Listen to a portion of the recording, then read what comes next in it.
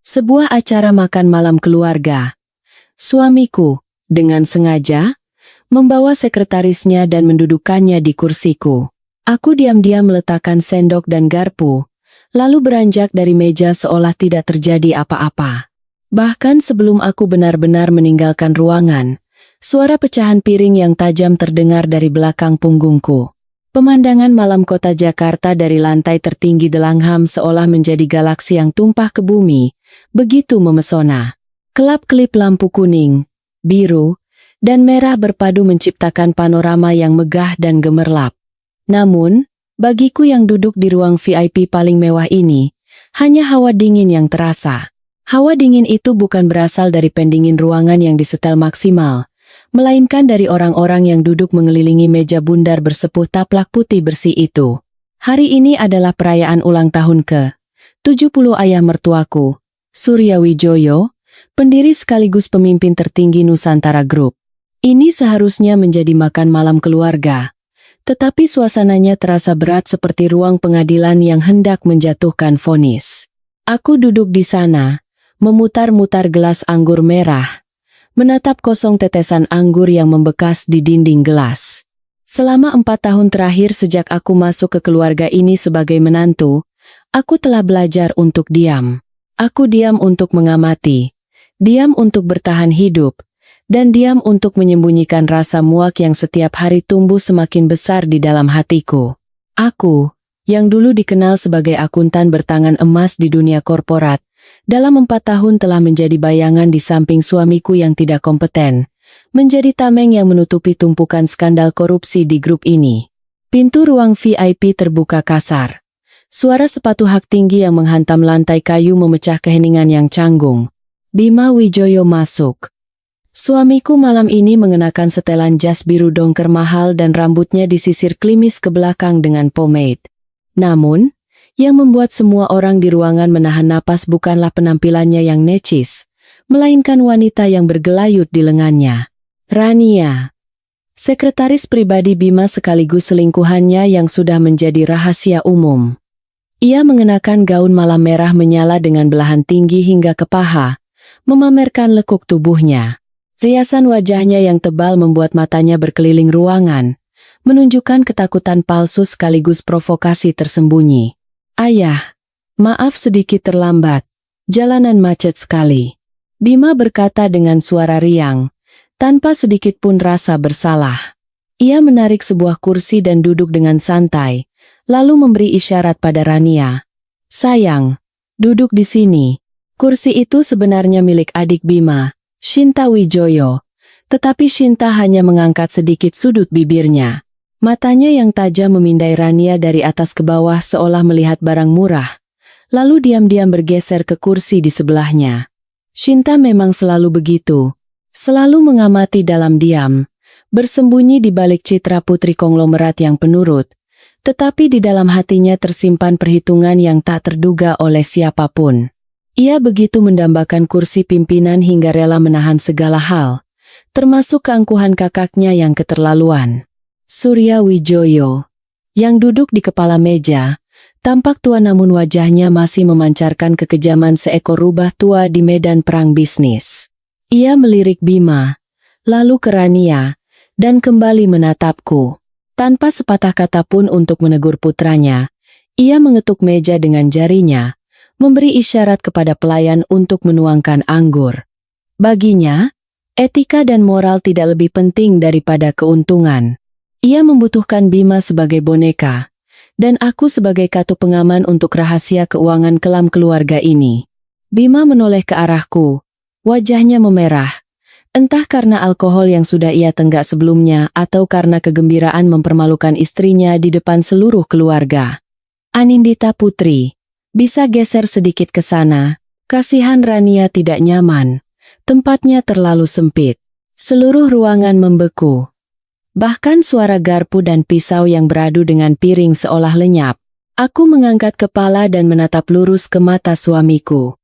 Jauh di dalam pupil matanya, ada kilatan kepuasan yang keji.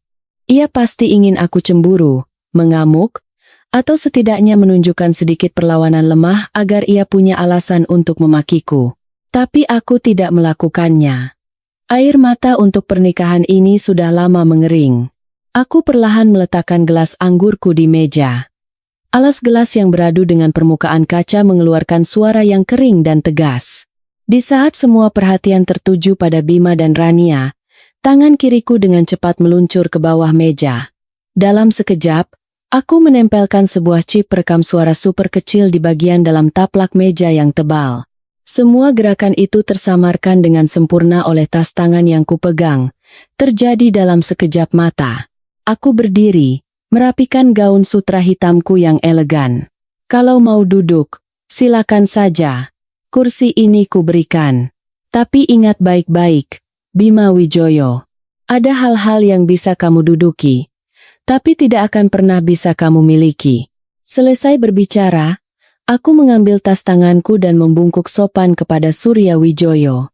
Ayah, sepertinya makanan ini tidak akan bisa tertelan. Selamat menikmati makan malamnya. Tanpa menunggu jawaban dari mertuaku, aku berbalik dan berjalan menuju pintu. Dari belakang, aku bisa mendengar tawa sinis Shinta, suara kursi yang diseret, dan napas kasar Surya Wijoyo. Aku tahu amarah yang sesungguhnya akan meledak begitu pintu ini tertutup, tapi itu tidak lagi penting. Ikatan terakhir yang menghubungkanku dengan keluarga busuk ini telah putus. Aku berjalan menyusuri koridor yang panjang dan kosong. Suara sepatu hak tinggiku yang menggema terasa sepi namun tegas. Di dalam kepalaku, tidak ada lagi bayangan menyakitkan tentang pengkhianatan, melainkan angka-angka yang mulai menari. Angka-angka dari laporan keuangan, catatan transfer yang mencurigakan, proyek-proyek fiktif. Semuanya tersusun kembali, membentuk sebuah tatanan baru. Selama 4 tahun terakhir, aku bersabar untuk mengumpulkan semua ini sedikit demi sedikit. Dan malam ini, penghinaan ini, adalah sinyal untuk mulai bertindak. Aku masuk ke dalam lift, menatap pantulan diriku di cermin yang berkilauan. Wanita di cermin itu memiliki lingkaran hitam di bawah matanya karena begadang memeriksa pembukuan, tetapi sorot matanya setajam belati. Taksi meninggalkan gemerlap malam SCBD dan keluar dari kawasan Senayan. Aku tidak pulang ke rumah mewah di Menteng yang aku dan Bima sebut rumah, melainkan meminta sopir untuk langsung menuju ke arah Tebet. Duduk di dalam mobil, aku memandangi kerumunan orang yang lalu lalang di balik kaca jendela yang berembun. Jakarta sudah memasuki musim hujan, dan hujan yang turun tiba-tiba membuat hati terasa semakin berat. Aku mengeluarkan ponselku. Tidak ada satupun pesan atau panggilan tak terjawab dari Bima di layar hitam itu. Tentu saja, ia pasti sedang bersenang-senang dengan selingkuhannya atau sibuk menanggung amarah ayahnya. Nanti, setelah aku mendapatkan semua data rekaman yang dikirimkan dari chip yang kutempel di bawah meja makan malam itu, barulah aku tahu persis apa yang terjadi setelah aku pergi. Surya Wijoyo, penguasa tertinggi Nusantara Group, tidak lagi bisa mempertahankan ketenangan palsunya. Begitu punggungku hilang di balik pintu kayu yang berat, ia bangkit dan menampar pipi putra kesayangannya sekuat tenaga. Tamparan itu bukan karena ia kasihan padaku atau hendak menegur perselingkuhan Bima. Ia marah karena kebodohan Bima. Ia marah karena Bima berani menyentuh sang bendahara diriku, orang yang memegang kunci hidup dan mati keluarga ini. Dasar bodoh, raung Surya Wijoyo, suaranya bergetar karena amarah. Kau pikir kau ini siapa? Kau pikir jabatan direktur yang kau duduki itu karena kemampuanmu? Kalau bukan karena Anindita yang membersihkan semua kotoran finansial yang kau buat selama ini, kau sudah membusuk di penjara. Bima memegangi pipinya dengan ekspresi bingung. Ia sama sekali tidak mengerti gawatnya situasi. Di matanya, aku hanyalah istri yang penurut. Seorang akuntan yang rajin. Tidak lebih. Ia tidak pernah bermimpi bahwa setiap tanda tanganku adalah perisai yang melindunginya dari jerat hukum.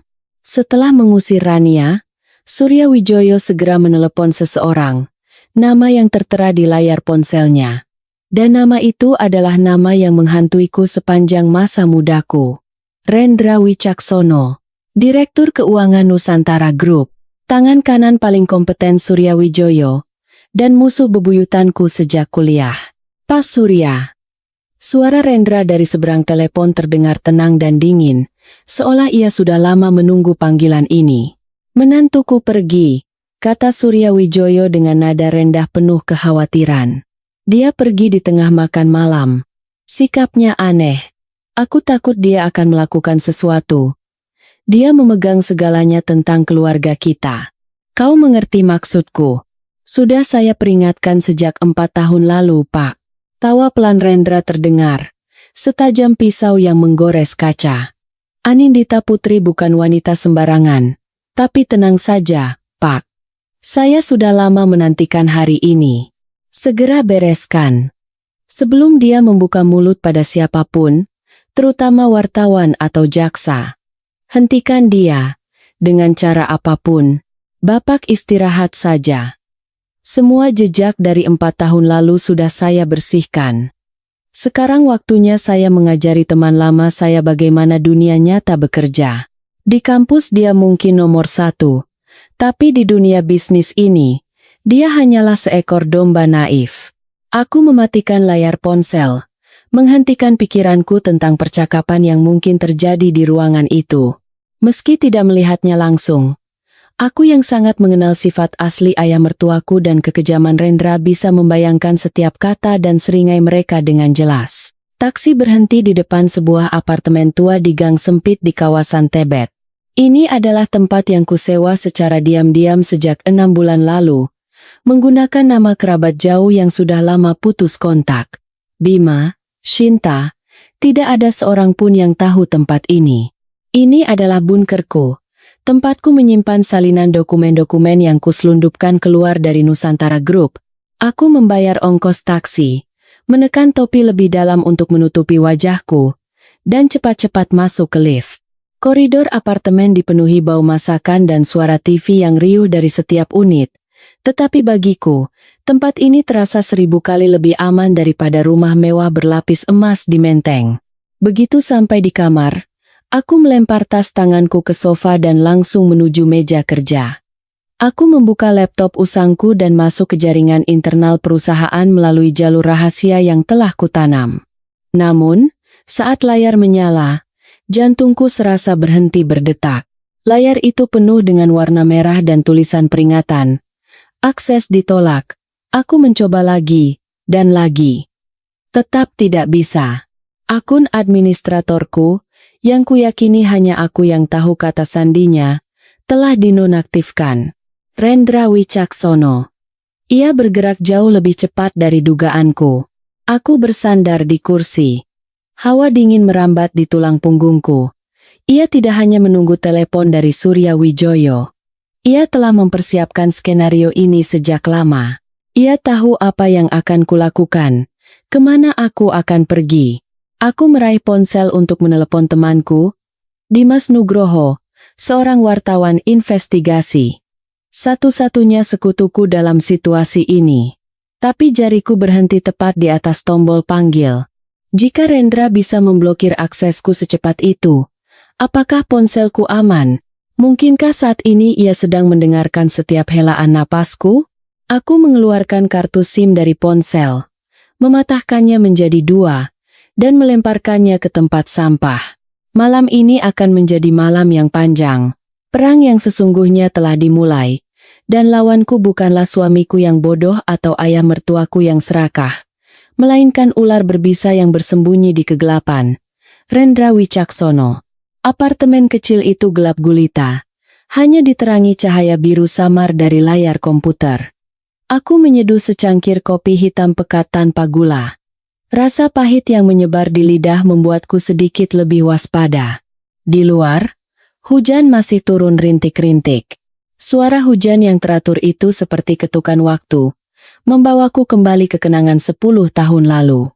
Saat itu, di Universitas Indonesia, aku dan Rendra adalah 2 kutub yang berlawanan, tetapi selalu menjadi bahan perbandingan. Aku adalah mahasiswa terbaik di Fakultas Ekonomi, tidak pernah absen dari peringkat pertama di setiap ujian, terkenal dengan ketelitian dan prinsipku. Rendra adalah nomor 2, cerdas dan tajam. Tetapi selalu bersikap acuh tak acuh dengan pragmatisme yang nyaris kejam. Presentasi skripsi kami masih teringat jelas. Topikku adalah etika profesi dalam audit akuntansi, sementara topik Rendra adalah optimalisasi laba melalui celah finansial. Profesor Hartono, dosen yang paling kami hormati, memberiku nilai sempurna dan hanya memberi Rendra nilai biasa-biasa saja. Hari itu, Rendra mencegatku di koridor. Matanya menyala-nyala karena cemburu yang coba ia sembunyikan, tetapi bibirnya menyunggingkan senyum mengejek. Dita, kau memang pintar, tapi terlalu naif. Etika tidak bisa membuatmu makan. Nanti kau akan lihat di dunia kerja. Orang-orang tidak butuh mesin pengungkap kebenaran sepertimu. Mereka butuh orang sepertiku yang bisa mengubah merah menjadi hitam. Waktu itu aku hanya tersenyum dan berlalu. Aku percaya kejujuran akan menjadi pemandu karierku. Tapi ucapan Rendra setengahnya benar. Nusantara Group tidak menginginkan kebenaran. Mereka menginginkan laporan indah bak mimpi untuk menipu para pemegang saham dan mendapatkan pinjaman dari bank. Dan Rendra yang korup menjadi arsitek dari kerajaan penipuan itu. Aku menggelengkan kepala, mengusir kenangan lama. Yang penting sekarang adalah menemukan cara untuk menghubungi Profesor Hartono dan Dimas. Aku membuka laci rahasia di bawah meja, mengeluarkan ponsel jadul dan kartu SIM prabayar sekali pakai yang sudah lama kubeli. Aku memasukkan kartu SIM dan menekan nomor Profesor Hartono dengan tangan yang sedikit gemetar. Setelah 3 kali dering, suara Profesor yang rendah, tenang, namun lelah terdengar. Halo, dengan siapa ini? Profesor, ini saya, Dita, kataku pelan. Hening sejenak di seberang sana, lalu suara Profesor menjadi mendesak. Dita? Ada apa malam-malam begini? Apa terjadi sesuatu? Iya, Profesor. Saya sudah keluar dari rumah itu. Jangan katakan apa-apa lagi di telepon. Profesor memotong ucapanku dengan nada serius. Dengarkan baik-baik. Dita, Rendra Wicaksono bukan orang sembarangan. Dia telah membangun koneksi yang mengerikan selama beberapa tahun ini. Ini bukan lagi sekadar memanipulasi pembukuan. Dia menyuap pejabat, bahkan menggunakan preman. Kau sekarang tidak sedang melawan Surya Wijoyo, tapi melawan dia. Saya tahu, Profesor. Saya sadar saat dia memblokir semua akses saya, tapi saya tidak bisa berhenti. Saya menahan penghinaan selama 4 tahun demi hari ini. Saya punya bukti proyek Garuda. Profesor tahu proyek itu, kan? Aku tahu. Profesor Hartono menghela napas. Hati-hati, Dita. Ada desas-desus bahwa Satuan Reserse Kriminal Khusus sudah mengawasi Nusantara Group, tapi mereka belum punya bukti kuat.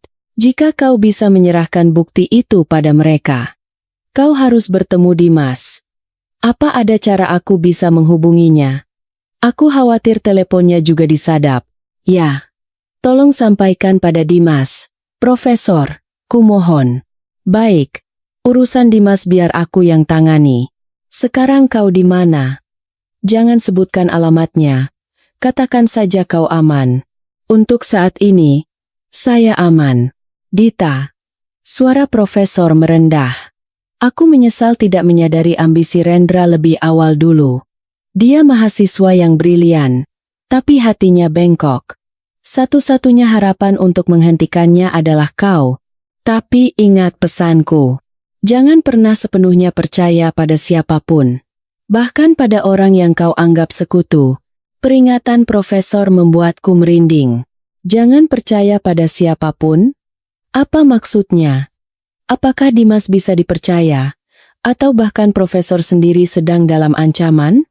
Aku menutup telepon dengan perasaan kalut. Dalam pertarungan ini, aku ternyata lebih sendirian dari yang kukira. Aku menatap keluar jendela. Hujan sudah reda, tapi langit masih gelap pekat. Tidak apa-apa, batinku. Aku sudah terbiasa sendirian. Tiba-tiba, terdengar suara aneh dari arah pintu depan. Suara berdesir seperti seseorang menyelipkan kertas melalui celah pintu. Aku menahan napas dan mematikan lampu meja. Di tanganku, aku menggenggam pisau cutter yang tergeletak di meja. Aku mengendap-endap ke pintu dan menempelkan telinga di kayu yang dingin. Di luar sunyi senyap. Setelah yakin tidak ada siapa-siapa, aku membuka pintu sedikit dan melihat ke lantai. Sebuah amplop putih tergeletak di sana. Tanpa nama pengirim, tanpa perangko. Aku mengambil amplop itu dan merobeknya dengan kasar. Di dalamnya ada sebuah foto yang diambil diam-diam. Foto diriku saat masuk ke apartemen ini 1 jam yang lalu. Di belakang foto itu, ada tulisan tangan yang rapi. Tulisan tangan yang tidak akan pernah kulupakan. Tulisan tangan Rendra Wicaksono. Selamat datang kembali ke permainan. Anindita Putri. Kuharap apartemen ini cukup nyaman untuk menghabiskan hari-hari terakhir kebebasanmu. Dia tahu aku di sini. Dia tidak langsung menangkapku. Dia ingin bermain-main seperti kucing dengan tikus. Dia ingin menghancurkan mentalku terlebih dahulu sebelum melancarkan serangan pamungkas.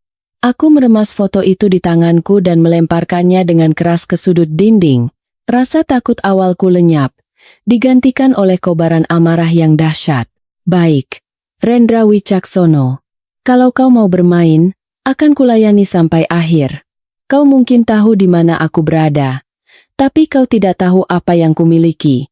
Keesokan paginya, aku terbangun dengan kepala pusing seperti habis dipukul palu. Semalam aku nyaris tidak tidur, meninjau ulang seluruh rencanaku.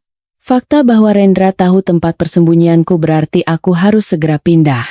Tapi sebelum pergi, aku butuh uang. Uang tunai dalam jumlah besar. Aku mengenakan masker, menekan topi bisbol hingga menutupi wajah, dan berjalan ke ATM terdekat di ujung gang. Jalanan pagi itu riuh dengan suara knalpot motor dan teriakan pedagang kaki lima. Kebisingan yang sedikit meredakan keteganganku. Aku berbaur di antara kerumunan orang yang berangkat kerja. Mencoba tidak menarik perhatian. Aku memasukkan kartu ke mesin, mengetikkan PIN, dan menunggu dengan cemas. Transaksi gagal. Kartu Anda telah dibekukan. Tulisan di layar ATM itu terasa seperti tamparan di pipi. Aku menarik kartu, mencoba lagi dengan kartu lain dari bank yang berbeda.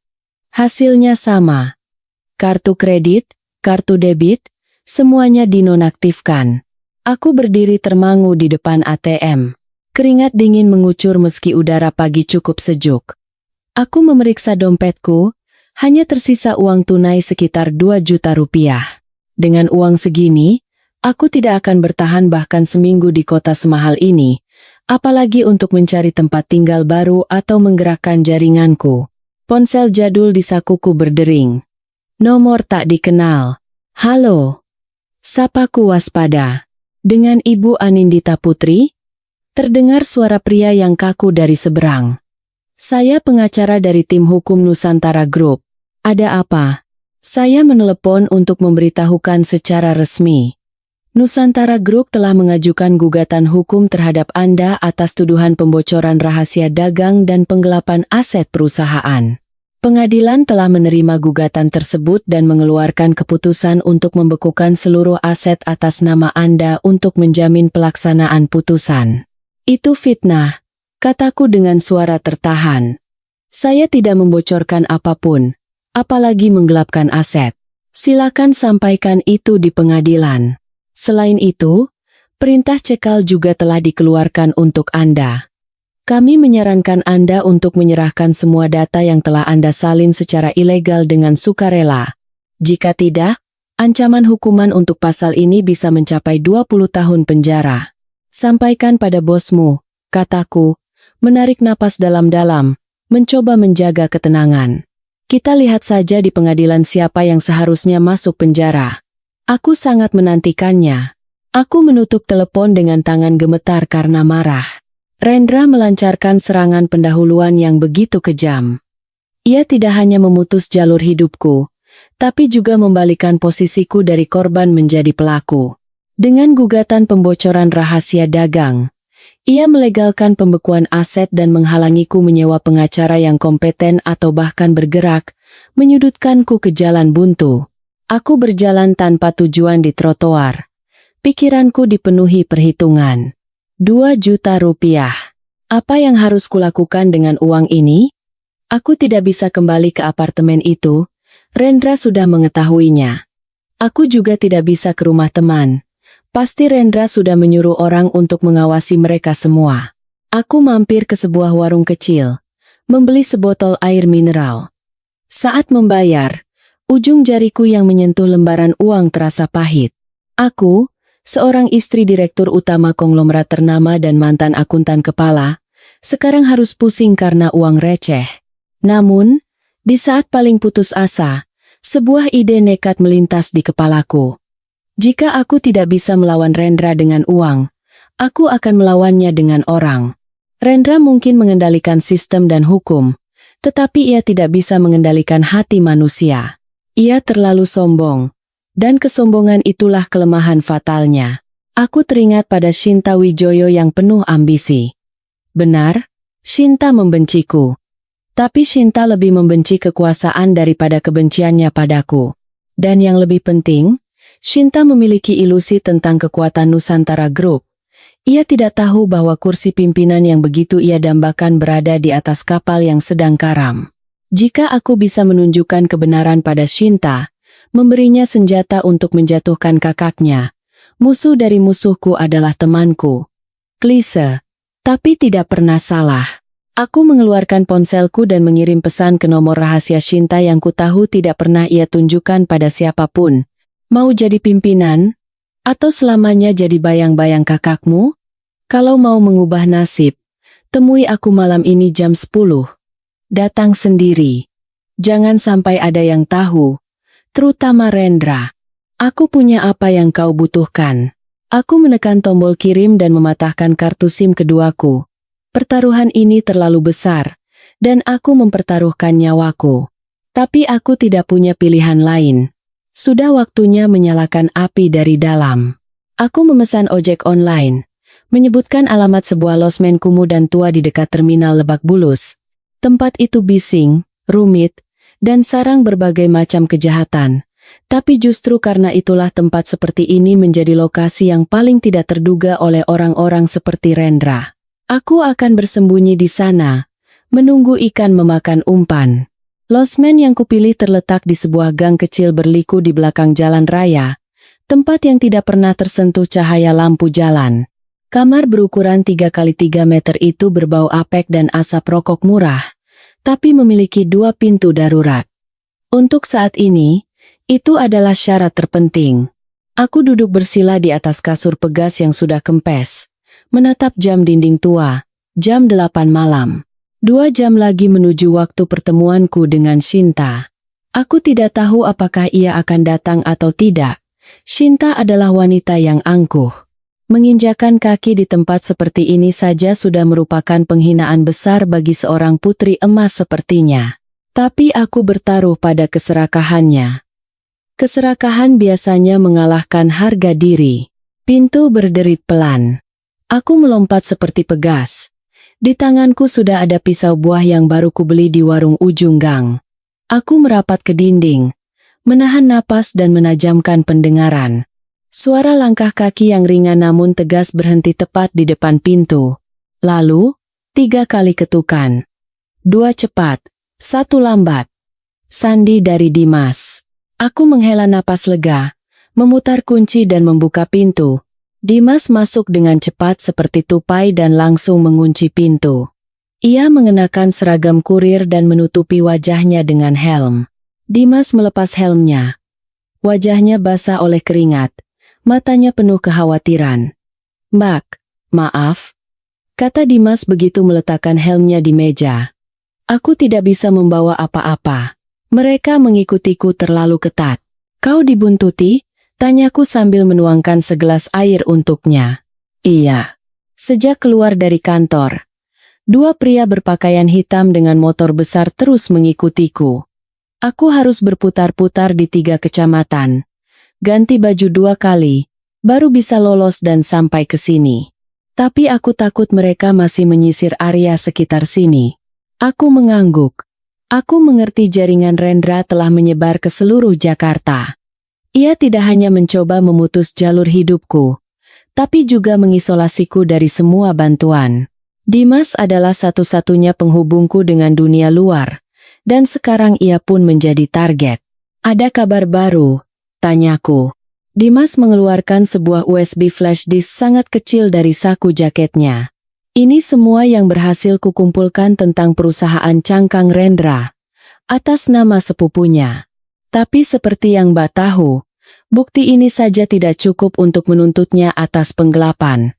Pembukuannya dibuat terlalu rapi. Aliran dananya melewati 5 bank di luar negeri sebelum kembali ke kantongnya dalam bentuk investasi legal. Aku menggenggam USB itu erat-erat. Aku tahu, Rendra adalah seorang jenius akuntansi. Ia tahu cara mencuci uang dengan paling bersih. Untuk menjeratnya, aku butuh bukti asli. Dokumen-dokumen dengan tanda tangan basah dan stempel merah, bukan hasil pindaian atau modifikasi. Sekarang Mbak mau bagaimana? Tanya Dimas dengan cemas. Aset dibekukan. Perintah cekal sudah keluar. Mbak sudah terpojok. Aku tidak akan lari lagi. Jawabku dengan tatapan tegas. Kalau Rendra mau bermain kucing dan tikus, aku akan jadi tikus yang membawa racun. Dimas menatapku bingung. Maksudnya? Malam ini aku akan bertemu Shinta. Shinta? Adiknya Bima, seru Dimas. Dia kan keluarga Wijoyo, Mbak gila?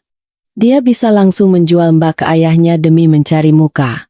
Tidak, Dimas. Kau tidak kenal Shinta. Dia memang membenciku, tapi dia lebih benci berada di bawah bayang-bayang Bima.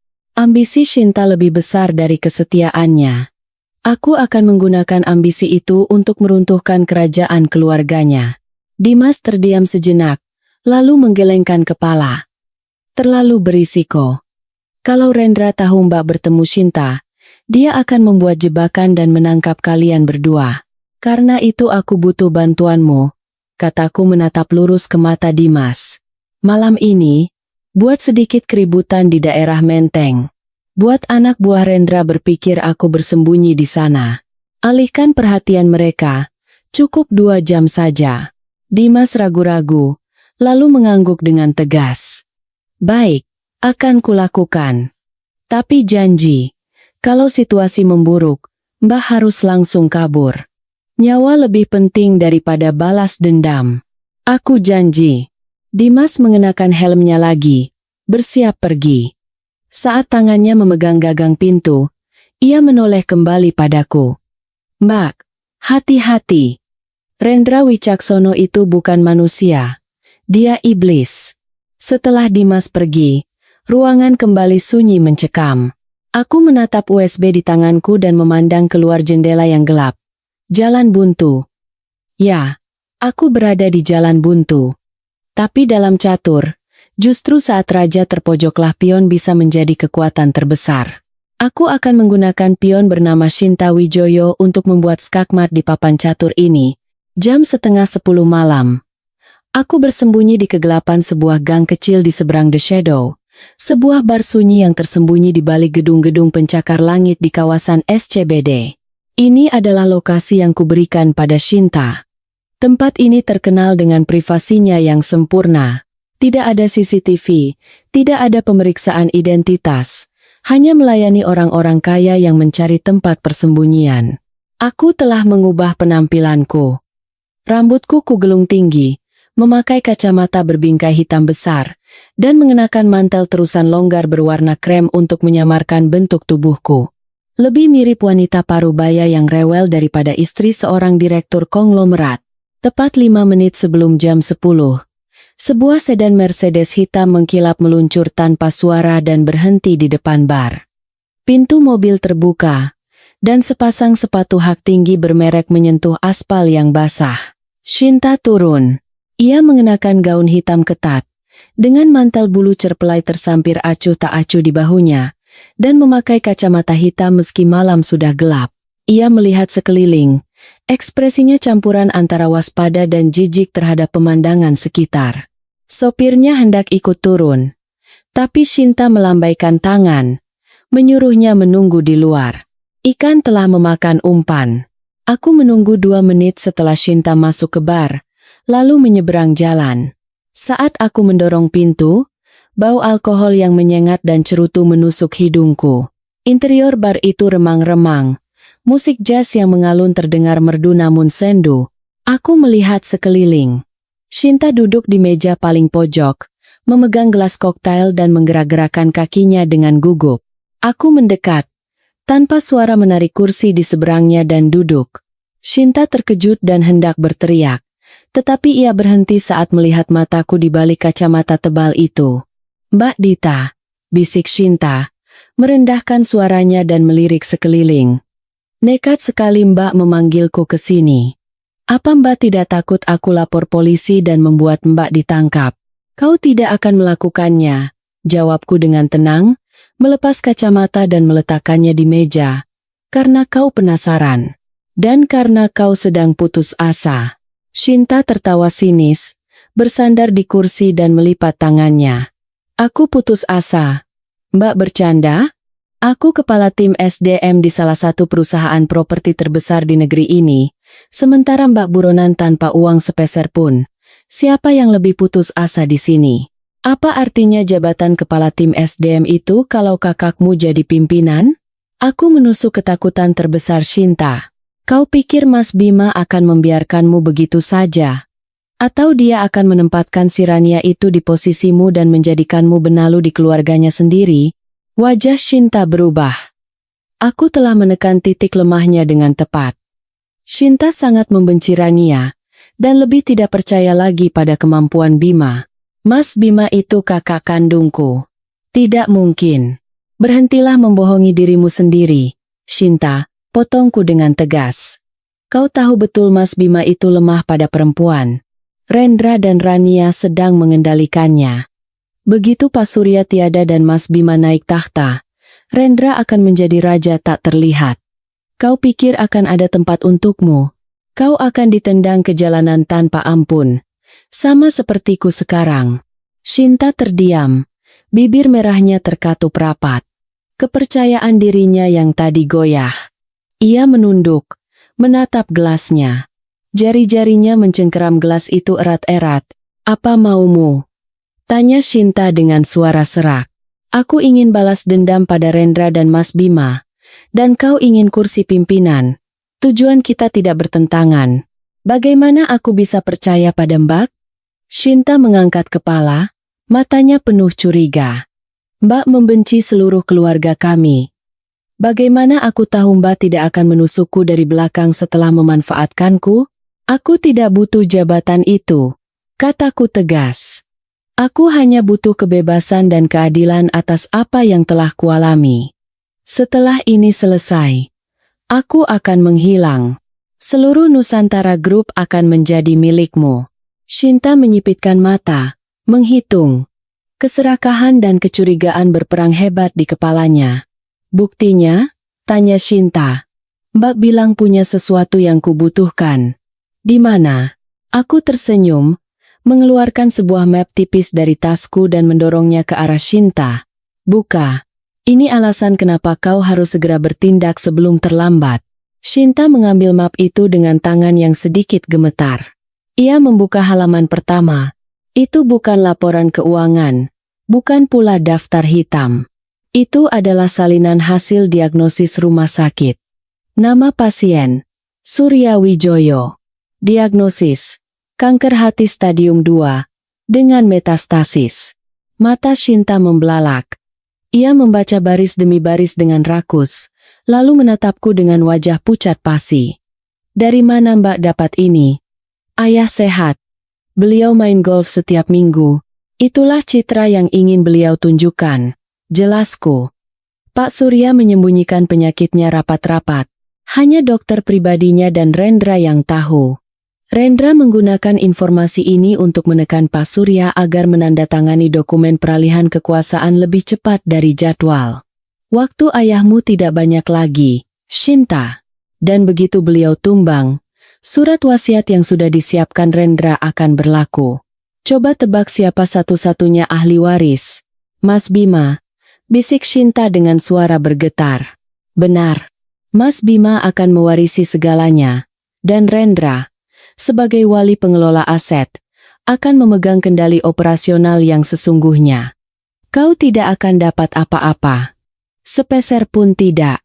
Shinta meletakkan map itu di meja. Tangannya gemetar hebat. Kebenaran ini terlalu kejam baginya. Ia selalu mengira dirinya adalah putri kesayangan ayahnya. Kebanggaan tersembunyi. Tapi di mata Surya Wijoyo, ia hanyalah seorang anak perempuan, tidak sebanding dengan anak laki-laki pewaris tahta, sekalipun anak itu bodoh. Sialan, desis Shinta sambil mengertakkan gigi. Bagaimana bisa ayah melakukan ini padaku? Aku sudah mengorbankan 10 tahun masa mudaku untuk perusahaan ini. Tidak ada air mata di dunia bisnis. Shinta, kataku dingin. Sekarang pilihanmu ada 2. Diam dan menunggu Mas Bima serta Rendra melahap hasil kerja kerasmu, atau bekerja sama denganku. Kita jatuhkan Mas Bima terlebih dahulu, sebelum surat wasiat itu berlaku. Shinta menatapku, matanya menyala-nyala karena ambisi dan kebencian. Ia mengangkat gelasnya, menenggaknya sekali teguk, dan membantingnya ke meja. Bagaimana caranya? Tanya Shinta dengan suara tegas. Apa yang harus kulakukan? Aku butuh bukti Rendra menggelapkan dana perusahaan. Kataku langsung ke intinya. Aku tahu dia menyedot dana grup melalui proyek Garuda. Tapi data di sistem sudah ia bersihkan. Aku butuh dokumen aslinya. Kontrak-kontrak fiktif, perintah pembayaran, yang ada tanda tangannya.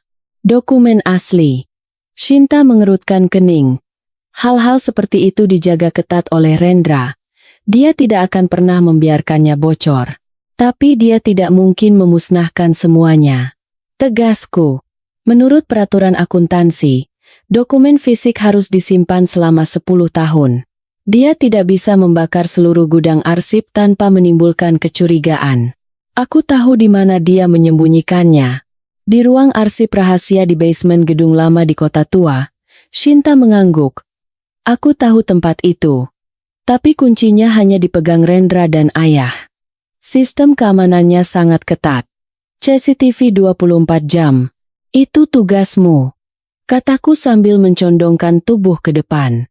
Kau kepala tim SDM. Kau mengelola tim keamanan. Kau bisa membuat alasan inspeksi sistem CCTV atau mengubah jadwal jaga petugas keamanan. Aku hanya butuh 30 menit di dalam gudang itu. Hanya 30 menit. Shinta berpikir keras.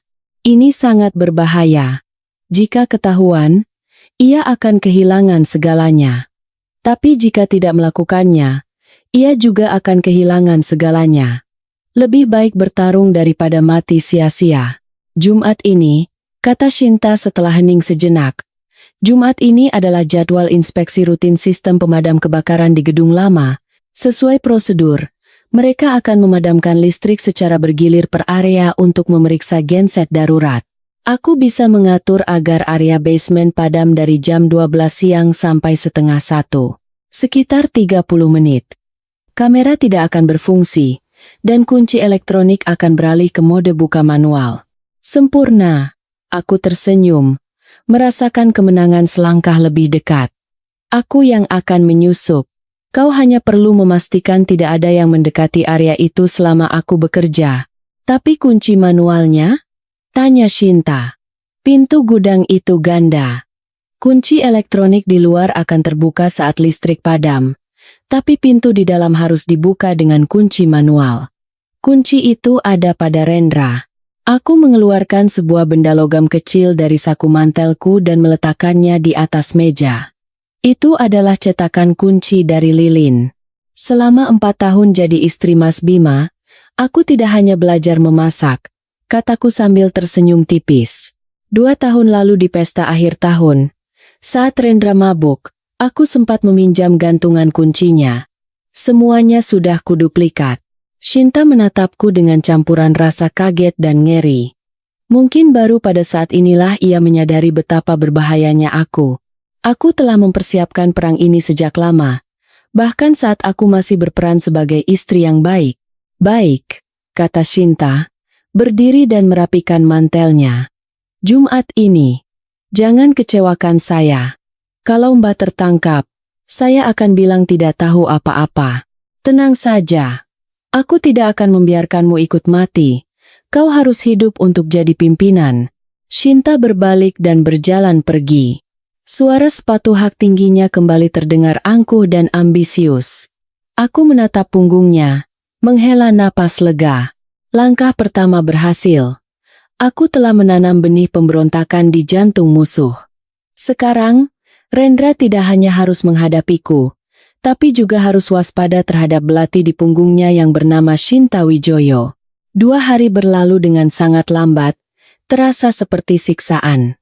Aku mengurung diri di losmen, mempelajari denah gedung lama Nusantara Group yang baru saja dikirim Dimas melalui email terenkripsi. Gedung itu terletak di dekat kawasan kota tua, dibangun pada zaman kolonial, dengan dinding tebal, banyak lorong, dan basement yang rumit seperti labirin.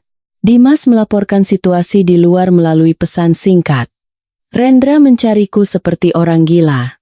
Ia bahkan mengerahkan preman untuk menyisir setiap losmen dan warung makan di area Jakarta Timur dan Jakarta Selatan. Ia tidak pernah bermimpi aku bersembunyi di dekat terminal bus yang kacau ini. Jumat pagi, matahari bersinar terik. Aku menyamar sebagai petugas kebersihan. Baju kerja longgar berwarna biru, masker medis menutupi wajah, rambut diikat rapi di dalam topi kain, dan kartu identitas palsu yang kucetak sendiri dengan printer berwarna milik pemilik losmen tergantung di leherku. Pukul 11.30, aku tiba di gerbang belakang gedung lama. Benar kata Shinta, hari ini ada inspeksi pemadam kebakaran. Halaman dipenuhi mobil damkar, petugas pemadam dan keamanan hilir mudik. Kekacauan ini menjadi kamuflase yang sempurna bagiku.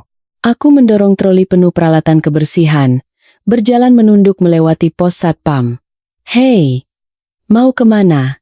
Seorang satpam bertubuh besar menghentikanku. Jantungku berdebar kencang, tapi aku berusaha menjaga ketenangan, membuat suaraku serak. Anu Pak, disuruh kepala tim bersihkan koridor basement dulu sebelum inspeksi. Satpam itu melirik kartu identitas di dadaku, lalu menatap troli yang penuh sapu dan ember. Ia melambaikan tangan dengan bosan. Cepat kerjakan. Sebentar lagi listrik mati. Baik, Pak. Terima kasih. Aku mendorong troli dan cepat-cepat menuju lift barang. Begitu pintu lift tertutup, aku menarik napas dalam-dalam. Punggungku basah oleh keringat. Gerbang pertama berhasil kulewati. Lift turun ke lantai basement 2. Udara di sini dingin dan lembab. Bau kertas tua dan debu menusuk hidung. Koridor kosong. Hanya suara kipas ventilasi yang mendengung. Aku mendorong troli hingga ke depan pintu ruang arsip khusus. Lampu indikator CCTV di dinding masih berkedip merah. Rendra masih mengawasi. Aku melihat jam. 11.58. 2 menit lagi. Aku bersembunyi di sudut di balik pilar beton besar. Merasakan jantungku berdetak seirama jarum detik. 59 menit. 30 detik. 45 detik. Klak. Semua lampu di koridor padam. Suara kipas ventilasi berhenti. Ruangan menjadi gelap gulita. Hanya tersisa cahaya hijau samar dari lampu darurat pintu keluar. Waktunya tiba. Aku menyalakan senter kecil di dahiku dan berlari ke pintu gudang.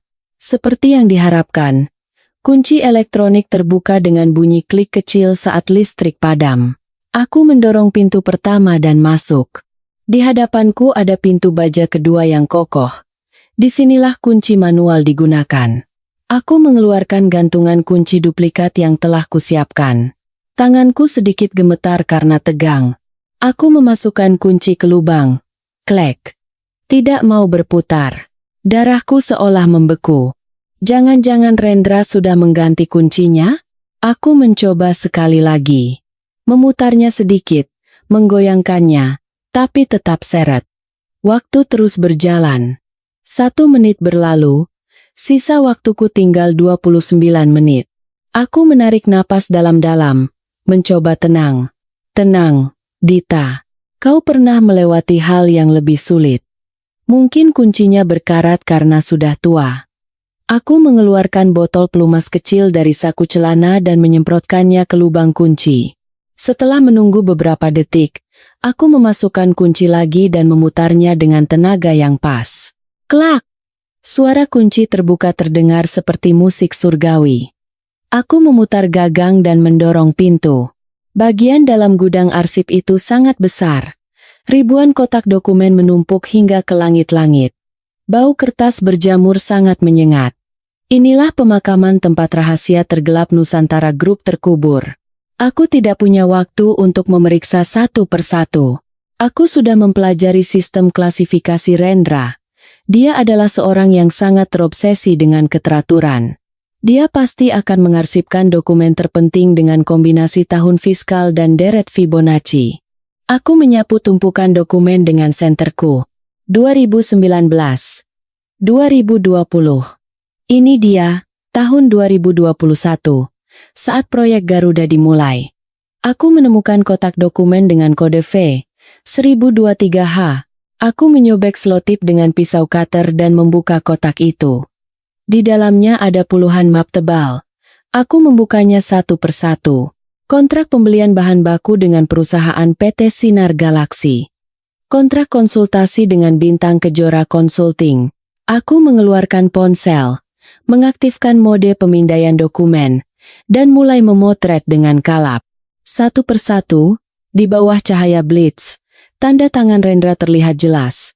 Stempel merah Nusantara Group tercetak di atas angka-angka miliaran rupiah yang fiktif. Ini dia.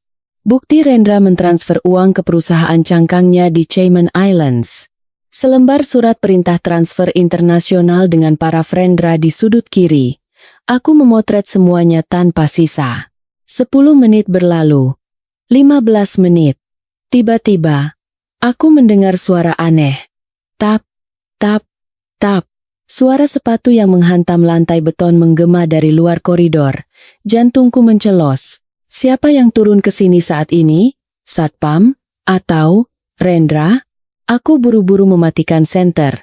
Bersembunyi di antara dua rak dokumen dan menahan napas.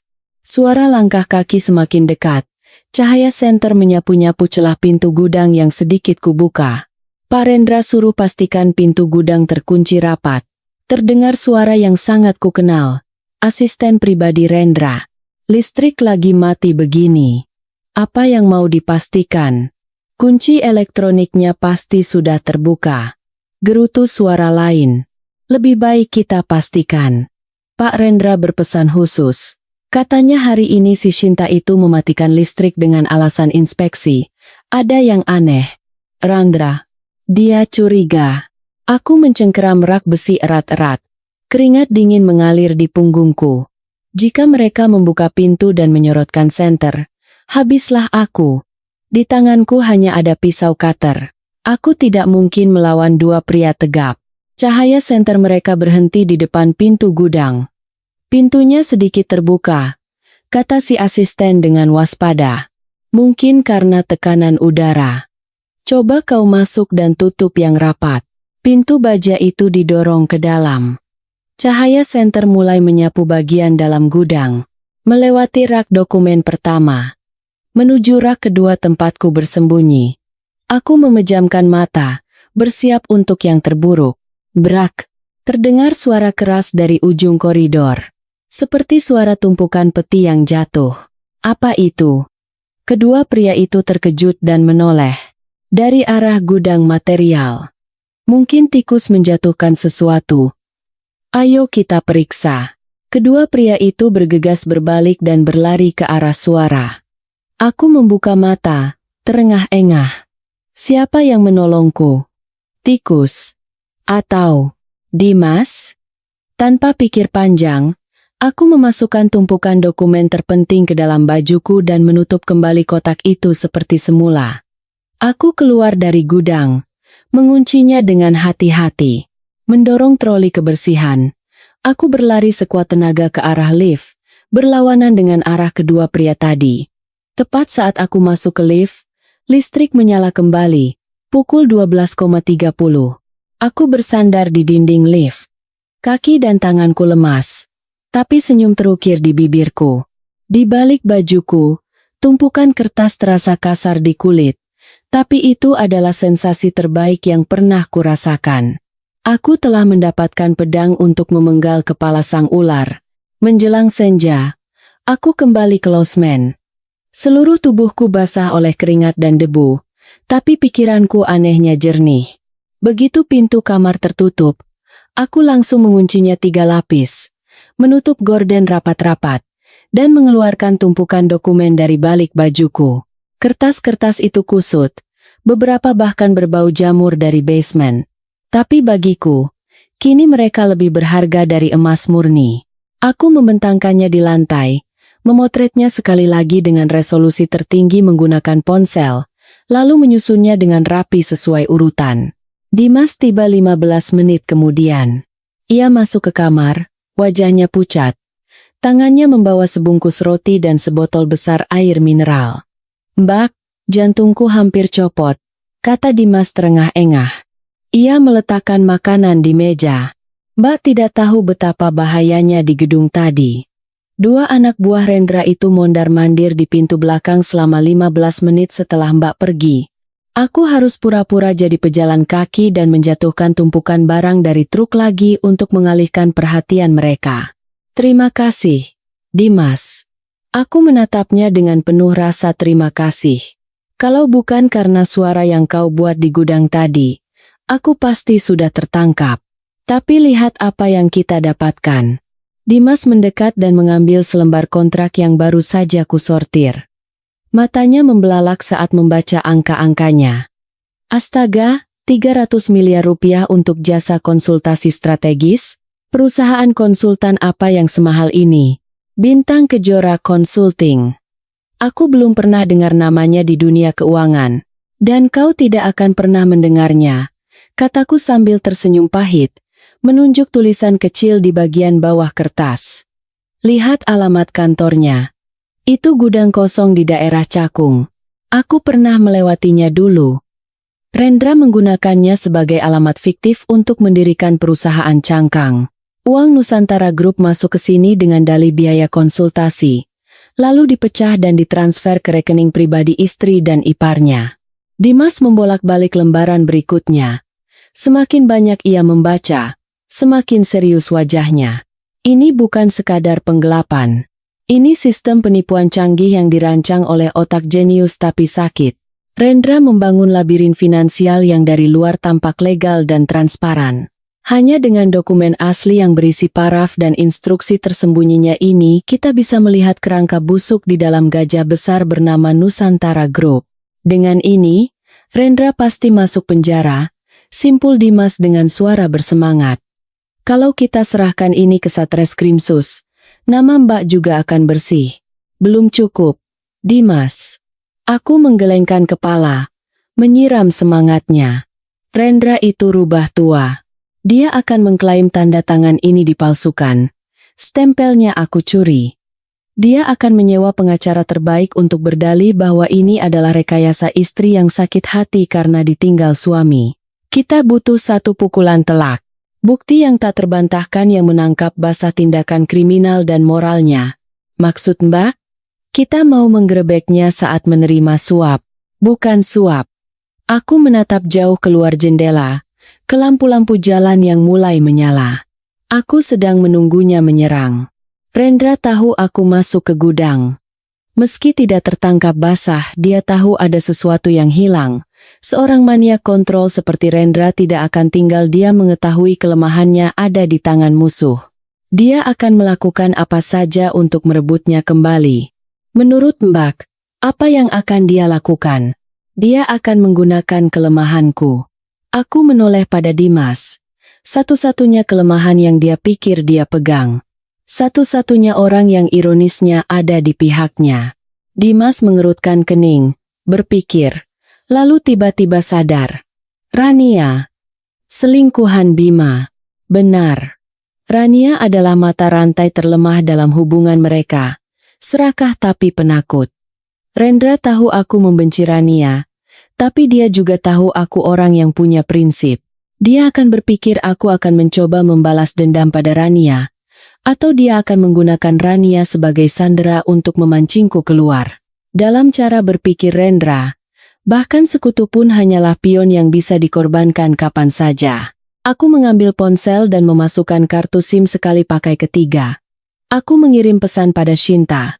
Barang sudah diamankan. Jaga kerahasiaan mutlak. Rendra mulai curiga. Jangan lakukan hal bodoh. Shinta tidak membalas. Keheningannya membuatku sedikit cemas. Tapi aku mengerti Shinta pasti juga sedang duduk di atas bara api. Jika Rendra tahu Shinta membantunya memadamkan listrik, Shinta akan menjadi orang pertama yang disingkirkan. Malam itu aku tidak bisa tidur. Aku bersandar di dinding, memeluk tumpukan dokumen di dadaku seolah itu adalah bom waktu. Di luar, suara sirene ambulans terdengar dari kejauhan, seperti raungan malaikat maut. Aku tahu, begitu matahari terbit besok, badai yang sesungguhnya akan datang. Rendra tidak akan tinggal diam. Ia akan menyerang, dan serangannya akan lebih kejam dari apapun yang pernah kubayangkan. Keesokan paginya, firasatku terbukti benar. Saat aku sedang makan Indomie di kamar, ponselku berdering hebat. Nomor tadi kenal, tapi dengan kode area Jakarta. Aku ragu sejenak, lalu mengangkatnya tanpa bicara. "Mbak, tolong saya." "Mbak Dita." Terdengar suara isak tangis dari seberang telepon. "Rania." Aku mengerutkan kening. Jantungku berdebar kencang, tapi logikaku menganalisis dengan dingin. Kenapa Rania meneleponku? Kenapa dia meminta tolong padaku? Wanita yang beberapa hari lalu merebut suamiku. "Rania?" Tanyaku dengan suara tenang. "Anda salah sambung. Suami Anda ada di rumah mewah di Menteng, bukan di sini." "Bukan. Saya tidak mencari Mas Bima."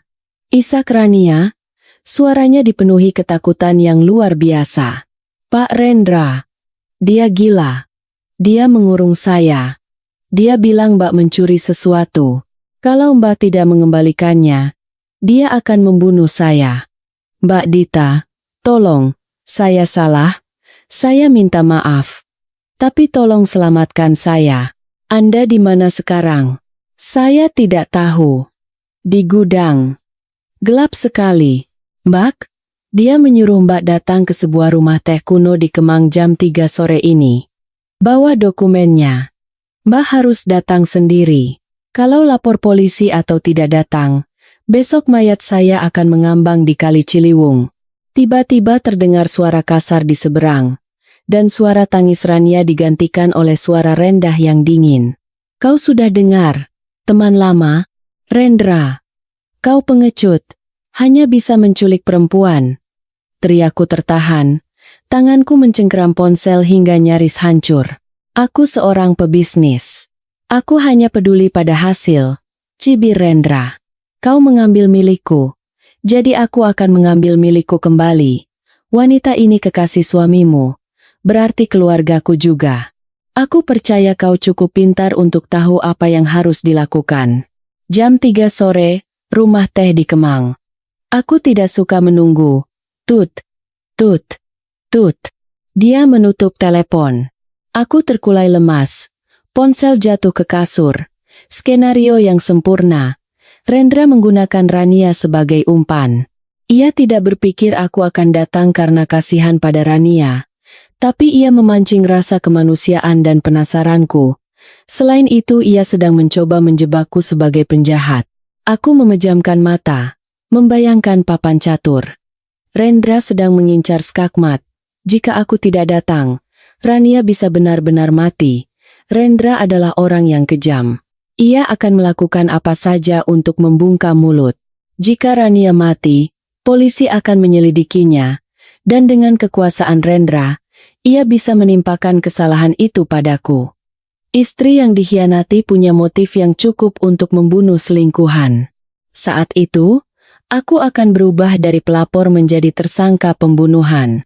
Jika aku datang, sudah pasti ada jebakan. Mungkin preman sudah menunggu untuk menghabisiku dan membuatnya seolah-olah perkelahian. Atau lebih licik lagi, menjebakku dengan tuduhan pemerasan. Aku melihat jam. Pukul 10 pagi. 5 jam lagi. Aku menelepon Dimas. "Dimas, segera datang. Bawa peralatanmu. Ada masalah besar." 15 menit kemudian, Dimas muncul dengan ransel hitam. Saat aku menceritakan isi percakapan telepon itu, wajah Dimas berubah pucat. Jangan pernah datang, Mbak. Ini jelas-jelas jebakan maut. Rendra akan membunuh Mbak dan Rania sekaligus untuk membungkam keduanya. Dia sudah melewati batas. Aku tahu. Aku mondar-mandir di kamar, memutar otak. Tapi ini juga kesempatan emas. Kesempatan? Seru Dimas. Kesempatan untuk mati?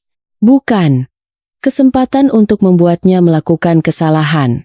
Aku berhenti dan menoleh pada Dimas. Mataku berbinar.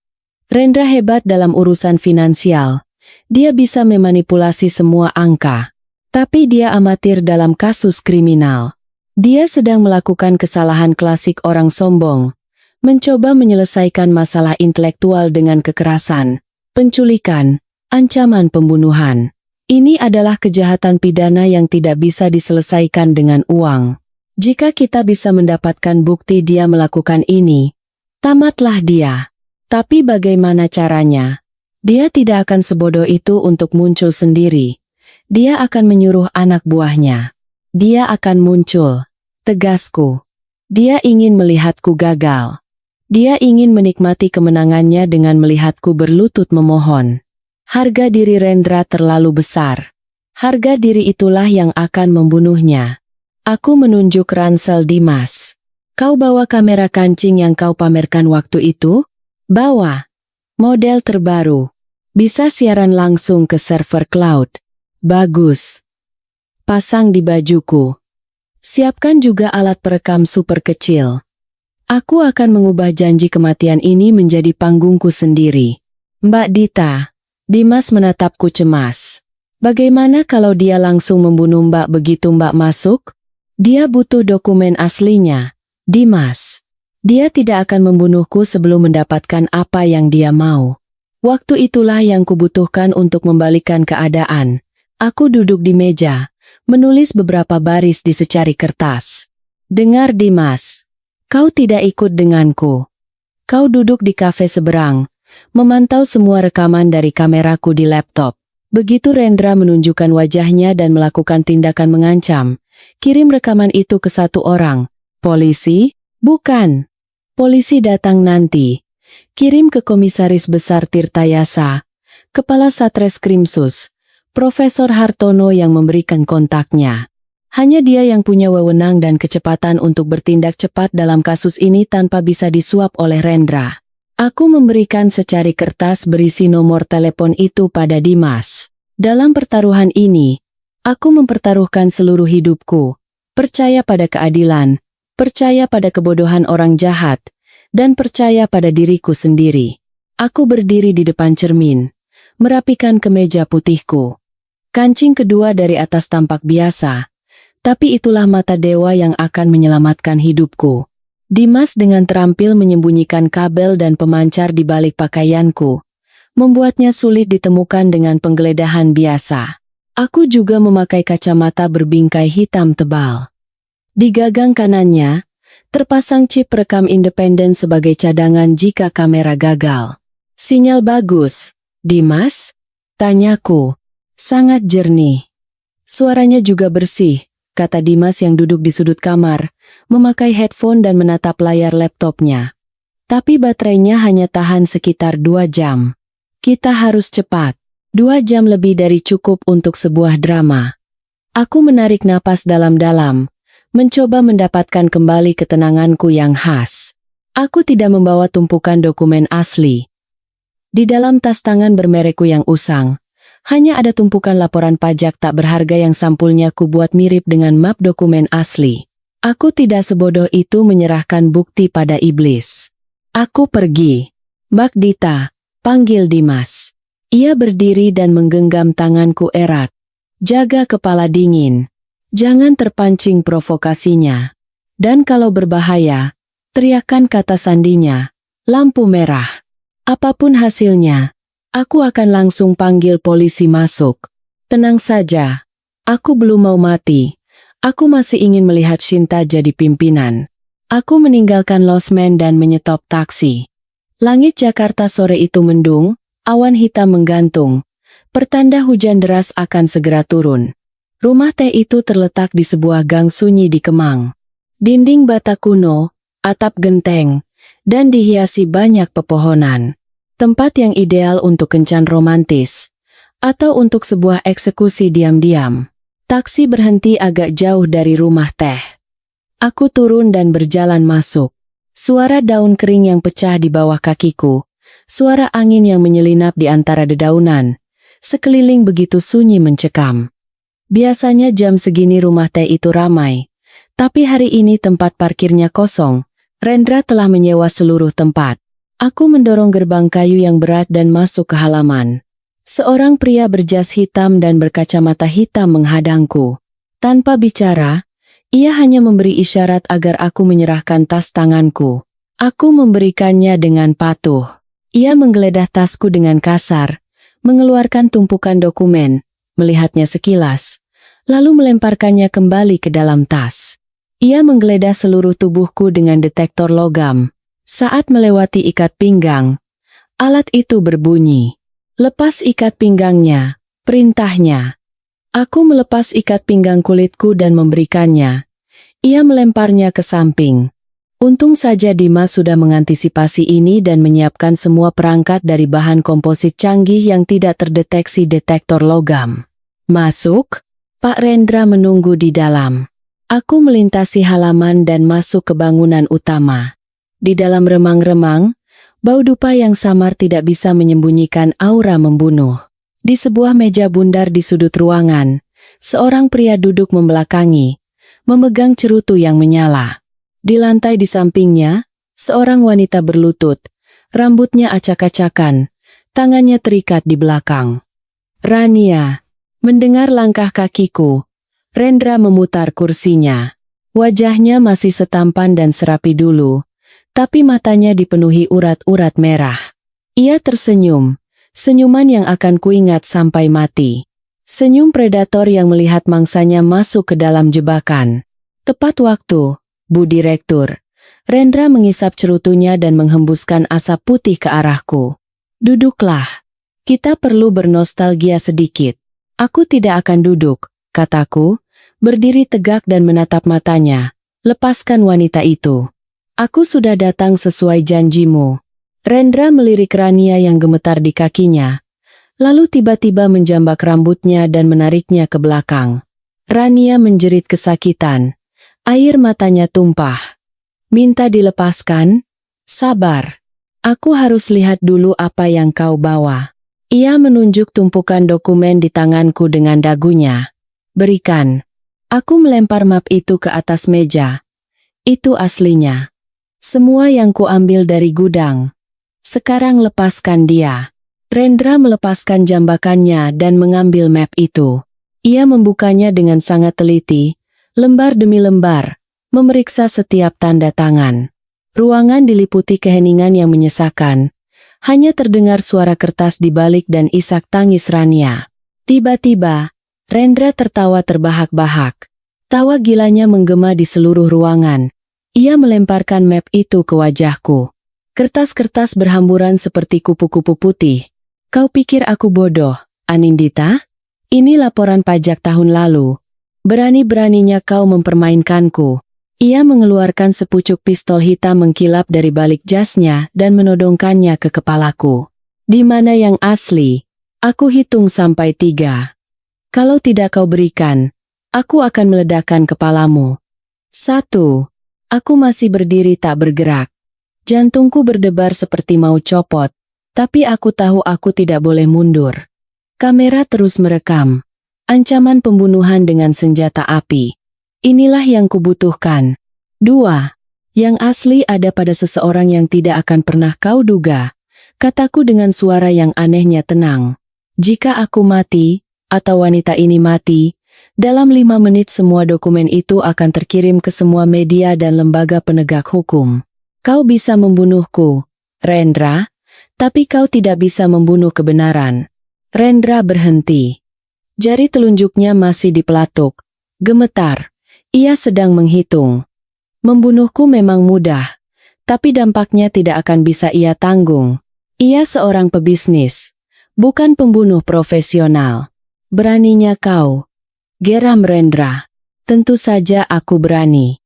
Aku maju selangkah, menempelkan dadaku ke ujung pistolnya. Tembak. Tembak saja. Kita lihat apakah satu peluru ini bisa menyelamatkan jabatan direktur keuanganmu atau justru mengirimmu ke tiang gantungan. Kenekatanku membuat Rendra gentar. Ia menurunkan pistolnya. Sorot matanya berubah dari amarah menjadi perhitungan. Baik. Cerdas juga kau, Anindita. Aku meremehkanmu. Ia duduk kembali, menyilangkan kakinya, mengembalikan sikap arogannya. Jadi, apa maumu? Uang? Atau menyelamatkan suamimu yang tidak berguna itu? Aku mau transaksi yang adil, kataku sambil melirik jam dinding. 10 menit berlalu. Dimas pasti sudah mengirim rekamannya. Lepaskan Rania. Lalu aku akan membawamu mengambil dokumen-dokumen itu. Aku tidak percaya padamu. Rendra menggeleng. Wanita ini tetap di sini sebagai jaminan. Kau bawa aku. Ambil barangnya.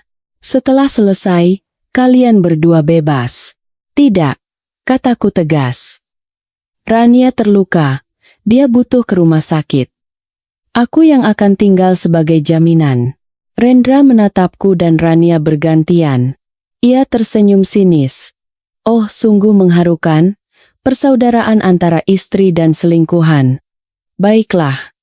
Suruh perempuan jalang ini pergi. Aku hanya butuh kau. Ia memberi isyarat pada pengawal yang berdiri di dekat pintu. Pengawal itu mendekat dan memotong tali yang mengikat Rania. Rania bangkit terhuyung-huyung, menatapku dengan campuran rasa takut dan terima kasih di wajahnya yang bengkak. Lari, teriakku. Pergi dari sini sekarang. Rania tidak perlu disuruh 2 kali. Ia berlari keluar pintu seperti anak panah, meninggalkan mimpi terburuk dalam hidupnya. Kini, di ruangan itu hanya tersisa aku, Rendra, dan pengawalnya. Pintu tertutup dengan bunyi bem. Sekarang apa? Tanya Rendra sambil memutar-mutar pistol di tangannya. Di mana dokumennya? Aku tersenyum. Senyum seorang pemenang. Dokumennya. Sedang dalam perjalanan ke sini. Bersama beberapa temanku. Temanmu? Si wartawan kere itu? Cibir Rendra. Bukan. Teman-teman berseragam biru. Wajah Rendra berubah. Ia melompat berdiri. Kau lapor polisi? Bukan hanya lapor. Aku menunjuk kancing kedua di kemejaku. Setiap gerak-geriku, setiap kata-kataku, dan pistol yang baru saja kau todongkan itu. Semuanya disiarkan langsung ke Kepala Satreskrim Sus. Sampaikan salam pada pemirsa, Rendra. Kau sedang siaran langsung. Rendra menatap kancingku dengan nanar. Wajahnya berubah dari merah menjadi putih pucat. Ia sadar. Ia mengaum seperti binatang yang terluka, melemparkan pistolnya ke dinding dan menerjangku. Wanita gila, ku bunuh kau. Tapi sebelum ia sempat menyentuhku, terdengar suara dobrakan yang dahsyat. Pintu kayu yang tebal hancur berkeping-keping. Jangan bergerak. Polisi. Puluhan anggota tim khusus bersenjata lengkap menyerbu dari segala arah. Teriakan dan suara senjata dikokang memekakan telinga. Rendra membeku di tengah ruangan. Kedua lengannya terkulai lemas. Ia menatapku, matanya dipenuhi kengerian dan keputusasaan. Ia tahu, di permainan ini, ia telah kalah telak. Setelah itu, semua terjadi seperti film gerak lambat di depan mataku. Rendra langsung diborgol. Pistol yang ia lempar disegel sebagai barang bukti. Pengawalnya juga dilumpuhkan dan tiarap di lantai. Aku bersandar di dinding. Saat adrenalin surut, kaki dan tanganku mulai gemetar. Dimas berlari masuk dari luar. Di belakangnya ada seorang pria parubaya berwibawa. Komisaris Besar Tirtayasa. Mbak Dita. Mbak tidak apa-apa. Dimas tergopoh-gopoh membantuku. Aku. Tidak apa-apa. Kataku terbata-bata. Tenggorokanku kering kerontang. Komisaris Besar Tirtayasa mendekat. Menatapku dengan sorot mata tegas namun penuh hormat. Anda sungguh nekat, Bu Anindita. Menjadikan diri Anda umpan. Kalau kami terlambat 1 menit saja, saya tidak bisa bayangkan apa yang akan terjadi. Saya tidak punya pilihan lain, Pak, kataku sambil tersenyum tipis. Tanpa bukti di tempat seperti ini, Rendra tidak akan pernah mengaku. Saya mengerti. Silakan ikut kami ke kantor untuk memberikan keterangan. Kami sudah menyita semua sistem komputer dan dokumen di sini. Dengan rekaman ini, kesaksian Rania, dan tumpukan dokumen yang Anda berikan, Rendra tidak akan bisa lolos. Aku melihat Rendra yang digiring keluar. Saat melewatiku, ia menatapku untuk terakhir kalinya dengan tatapan penuh kebencian. Kau menang, Anindita, tapi kau juga akan kehilangan segalanya. Keluarga Wijoyo tidak akan membiarkanmu. Aku tidak butuh pengampunan mereka. Balasku dingin. Aku hanya membebaskan diriku sendiri. Selamat tinggal, Rendra. Sampai jumpa di pengadilan. Aku melangkah keluar dari rumah teh, menghirup dalam-dalam udara Jakarta yang lembab. Hujan mulai turun, tetesan airnya yang besar jatuh di wajahku, seolah membersihkan debu, kekhawatiran, dan ketakutan yang telah membebaniku selama 4 tahun. Perang melawan Rendra telah berakhir. Tapi perang melawan sisa-sisa Nusantara Group ayah mertua yang serakah dan suami yang lemah baru saja dimulai. Dan yang lebih penting, aku masih punya janji pada Shinta. Aku mengeluarkan ponsel dan mengirim pesan pada Shinta. Rendra ditangkap. Jalan menuju tahtamu sudah terbuka lebar. Sekarang bersiaplah membersihkan puing-puingnya. Aku memasukkan ponsel ke saku dan berjalan menembus hujan. Aku bukan lagi menantu akuntan yang penurut. Aku adalah Anindita Putri, wanita yang telah menghancurkan belenggunya sendiri. Kabar bahwa Direktur Keuangan Nusantara Group ditangkap secara darurat atas tuduhan penyekapan ilegal dan kepemilikan senjata api menyebar secepat api. Kantor Satreskrimsus diliputi ketegangan. Aku duduk di depan seorang penyidik berwajah dingin dan bermata tajam. Rendra duduk di ruang sebelah, dipisahkan oleh kaca satu arah. Rendra masih bersikeras. Ia terus menuntut untuk bertemu pengacaranya dan menolak menjawab semua pertanyaan. Ia percaya dengan kekuasaan Surya Wijoyo dan tim pengacara hebatnya, ia akan segera bebas. Rendra Wicaksono, kata penyidik melalui mikrofon. Anda masih berpikir bisa menyangkal? Kami punya rekaman video seluruh kejadian, saksi, dan barang bukti senjata api. Itu rekayasa, teriak Rendra sambil memukul meja. Anindita menjebak saya. Pistol itu mainan. Saya hanya ingin menakut-nakutinya.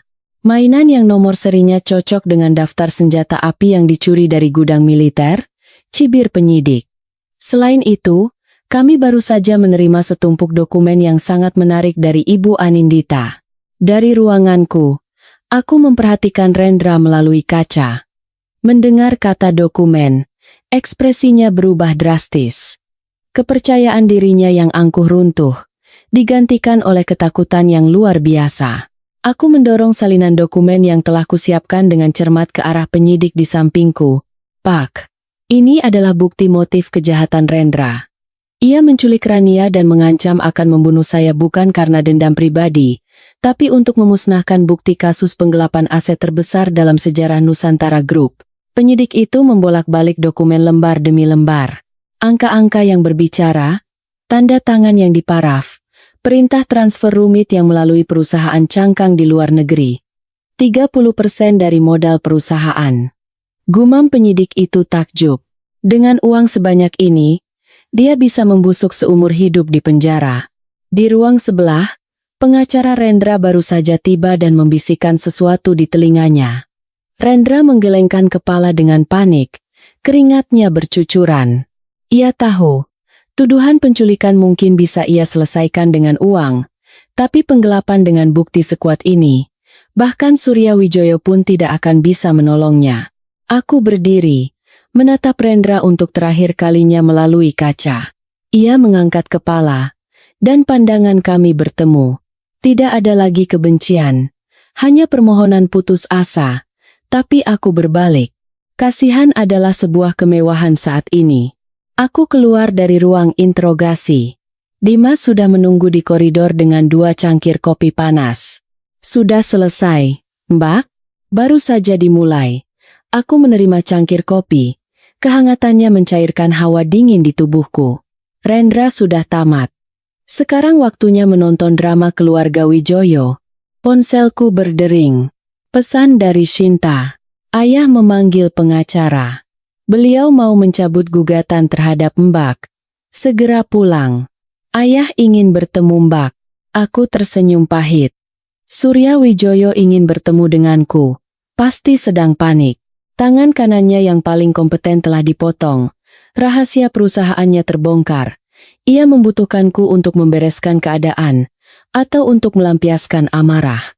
Apapun itu, aku akan datang. Aku ingin menyaksikan keruntuhan kerajaan ini dengan mata kepalaku sendiri. Mobil polisi mengantarku ke rumah mewah di Menteng, atas permintaan perlindungan saksi khusus. Gerbang besi raksasa terbuka, tapi tidak ada lagi aura angker seperti dulu. Para pelayan hilir mudik, wajah semua orang diliputi kecemasan. Aku masuk ke ruang keluarga. Surya Wijoyo duduk di kursi malas berlapis beludru merah, memegangi dadanya. Wajahnya pucat. Bima gemetar di sampingnya seperti anak anjing kehujanan. Shinta berdiri bersandar di perapian. Wajahnya dingin tanpa ekspresi. Melihatku masuk, Surya Wijoyo mencoba bangkit, menunjukku dengan jarinya. Apa yang sudah kau lakukan, Anindita? Kau bekerja sama dengan polisi untuk menjebloskan Rendra. Kau mau menghancurkan keluarga ini? Anda salah, Ayah. Aku duduk dengan tenang di seberangnya. Bukan saya yang menghancurkan keluarga ini. Keserakahan dan kebodohan ayah serta keluarga inilah yang menghancurkan diri sendiri. Saya hanya membersihkan sampahnya. Berani-beraninya kau. Surya Wijoyo terbatuk-batuk hebat, wajahnya memerah. Akan kugugat kau. Atas pencurian dokumen. Akan kubuat kau membusuk di penjara. Gugat saja. Kataku sambil mengangkat bahu. Tapi sebelum itu, sebaiknya ayah lihat ini dulu. Shinta maju dan meletakkan sebuah map tebal di meja di depan Surya Wijoyo. Itu adalah gabungan map yang kuberikan pada Shinta sebelumnya dengan bukti-bukti yang baru saja kukumpulkan. Apa ini? Tanya Surya Wijoyo, menatap Shinta dengan curiga. Lihat saja, ayah, kata Shinta dengan suara dingin. Itu alasan kenapa Pak Rendra ditangkap. Dan alasan kenapa ayah seharusnya berterima kasih pada Mbak Dita. Bukan memakinya. Surya Wijoyo mengambil map itu dengan tangan gemetar. Ia membaca halaman pertama, halaman kedua. Mata tuanya membelalak. Napasnya menjadi cepat. Apa? Apa semua ini? 300 miliar. Bintang Kejora Consulting. Transfer luar negeri. Rendra telah menipu ayah dan menyedot uang perusahaan selama 3 tahun terakhir. Sambung Shinta dengan tegas. Dia memanfaatkan kepercayaan ayah dan ketidakbecusan Mas Bima untuk menggerogoti perusahaan. Rencananya, setelah ayah tiada, dia akan mengambil alih seluruh grup dan menendang kita semua ke jalanan. Tidak mungkin. Rendra setia padaku. Gumam Surya Wijoyo, tidak mau percaya. Setia pada uang ayah, cibirku. Ayah selalu meremehkan dan menganggapku orang luar. Tapi sayalah yang berusaha menjaga setiap sen uang keluarga ini. Sementara Rendra, yang lebih ayah percaya daripada anak kandung ayah sendiri, adalah pengkhianat yang menusuk dari belakang. Bima yang duduk di samping, mendengar semua ini, wajahnya menjadi putih pucat. Ia tergagap. Jadi, perusahaan akan bangkrut? Belum, tapi hampir. Kataku terus terang. Rendra menyedot 30% dana likuid perusahaan. Besok, harga saham akan anjlok.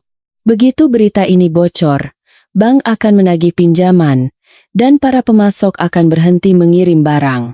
Surya Wijoyo memegangi dadanya. Serangan jantung menimpanya. Ia terkulai di kursi. Mulutnya bergerak-gerak tapi tidak ada suara yang keluar. Ayah, ayah, kenapa? Bima tergopoh-gopoh menopangnya.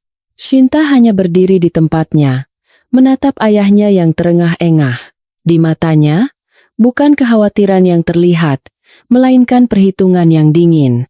Ia menoleh ke arahku dan sedikit mengangguk. Inilah saat yang ia tunggu. Surya Wijoyo tumbang. Bima tidak kompeten. Rendra di penjara. Kursi pimpinan kini ada di tangannya. Sirene ambulans meraung-raung memasuki halaman rumah. Para petugas medis buru-buru mengangkat Surya Wijoyo ke atas tandu. Bima menangis mengikuti mobil itu. Aku belum pernah melihatnya sehancur itu. Aku dan Shinta hanya melihat mobil itu hilang di balik gerbang. Hebat, Mbak, kata Shinta tanpa menoleh padaku. Mbak menepati janji. Aku hanya membukakan jalan untukmu. Balasku. Sekarang tunjukkan kemampuanmu. Jangan biarkan grup ini mati sia-sia di tanganmu. Tidak akan. Shinta menoleh padaku. Matanya menyala karena ambisi. Akan kubangun kembali. Akan kubuktikan bahwa putri yang diremehkan ayah ini adalah orang yang paling pantas. Semoga berhasil, kataku. Lalu berbalik pergi. Mau kemana? Teriak Shinta dari belakang. Mencari kebebasanku. Aku meninggalkan rumah itu. Hatiku seringan kapas. Aku tidak lagi berutang apapun pada keluarga ini. Aku telah membalas penghinaan. Membalas 4 tahun masa muda yang terkubur. Aku telah membuka topeng Rendra. Memberi Bima pelajaran seumur hidup. Dan menunjukkan pada Surya Wijoyo rasa dari sebuah pengkhianatan. Kabar bahwa Surya Wijoyo dilarikan ke rumah sakit dalam kondisi kritis akibat stroke bagaikan percikan api yang dilemparkan ke gudang mesiu. Keesokan paginya, bahkan sebelum Shinta sempat duduk di kursi ruang rapat Dewan Direksi, badai krisis menerjang dengan kekuatan yang menakutkan.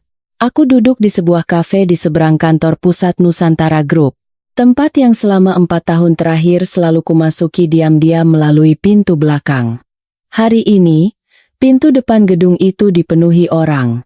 Bukan rekan bisnis yang necis atau karyawan yang sibuk, melainkan kerumunan kacau yang terdiri dari investor, pemegang saham kecil, dan para kreditur.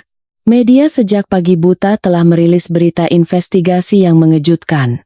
Judul Direktur Keuangan Nusantara Group ditangkap atas dugaan penggelapan 3 triliun rupiah menghiasi halaman depan semua surat kabar utama.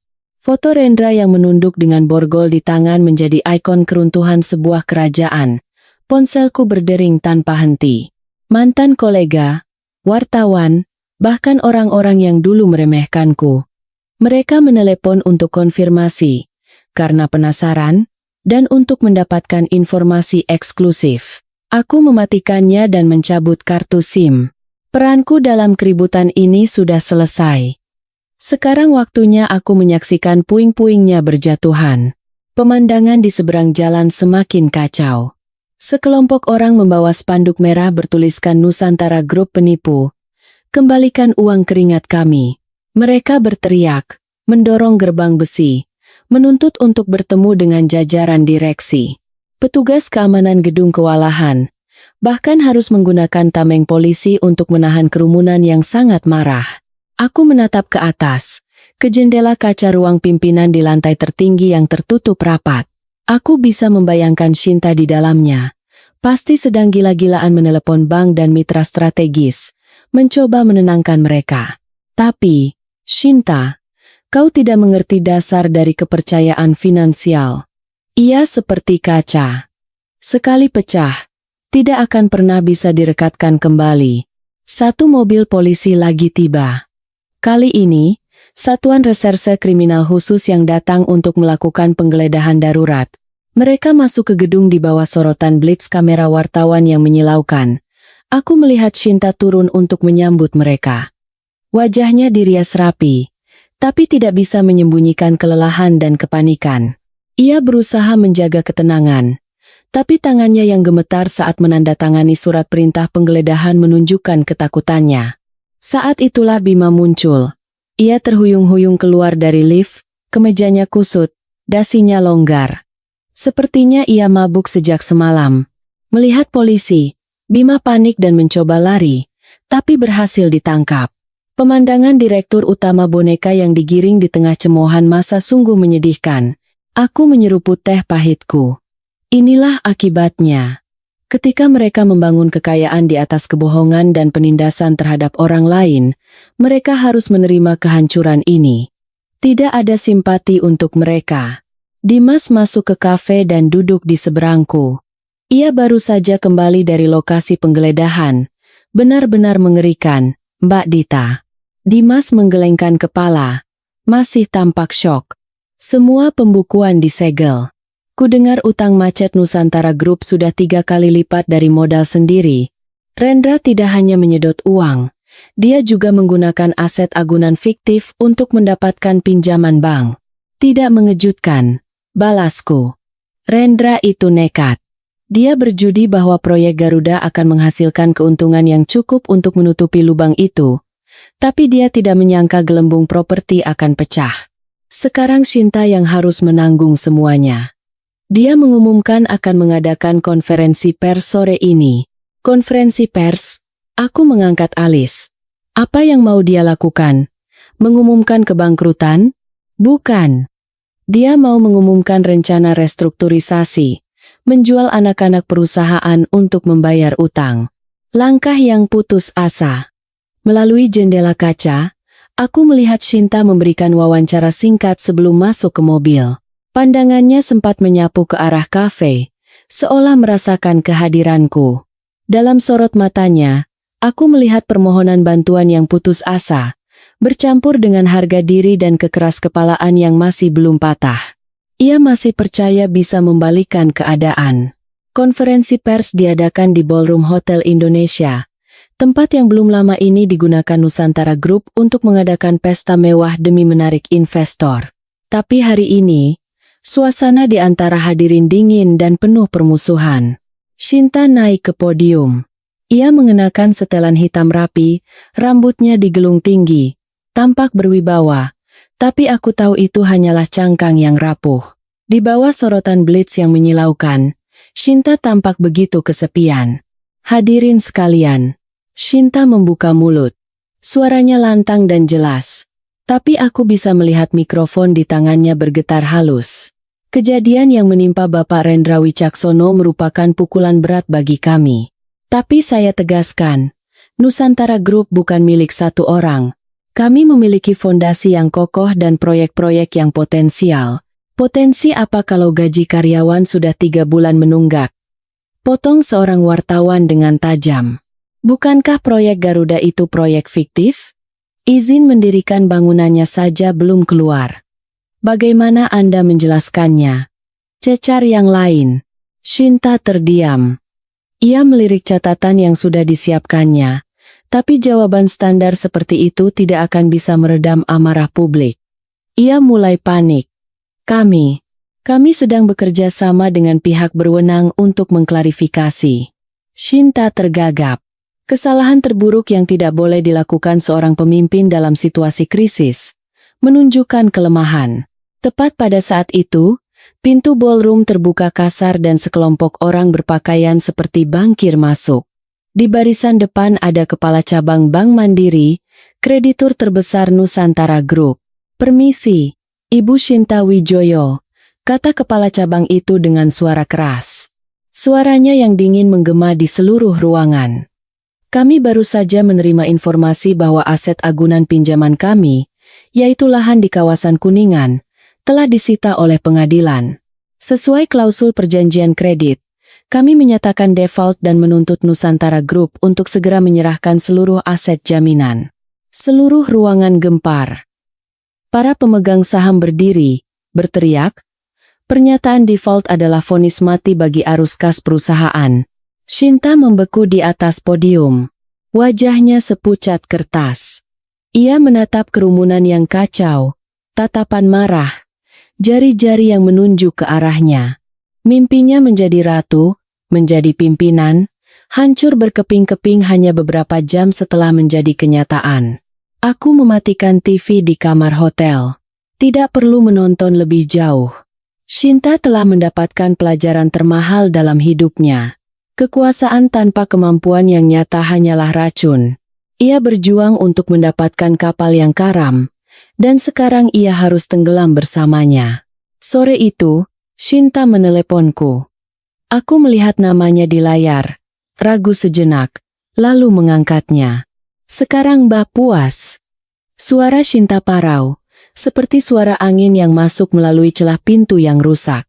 Aku tidak melakukan apa-apa, Shinta, balasku tenang. Bang, hukum, dan kebenaran yang melakukannya. Aku hanya memberimu kunci. Pintu mana yang kau buka adalah pilihanmu. Saya duduk di tumpukan utang. Ayah lumpuh setengah badan. Kakakku jadi pecandu alkohol.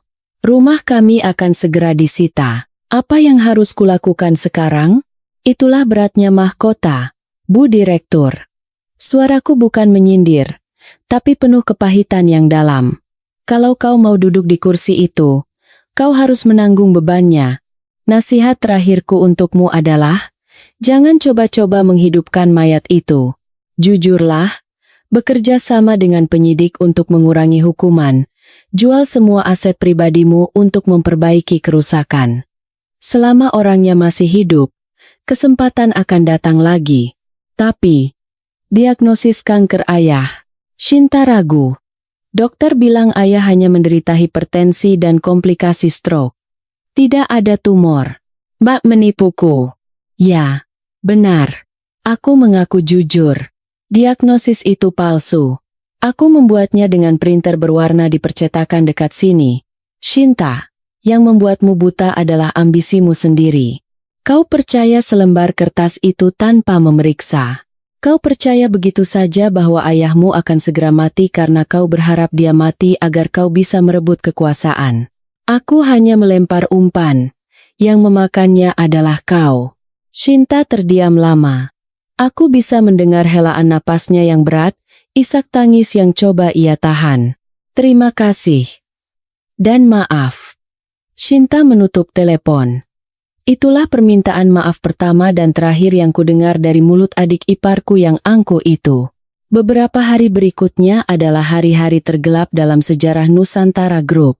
Sahamnya anjlok hingga batas bawah selama 10 hari berturut-turut sebelum akhirnya dihapus paksa dari bursa. Puluhan proyek mangkrak.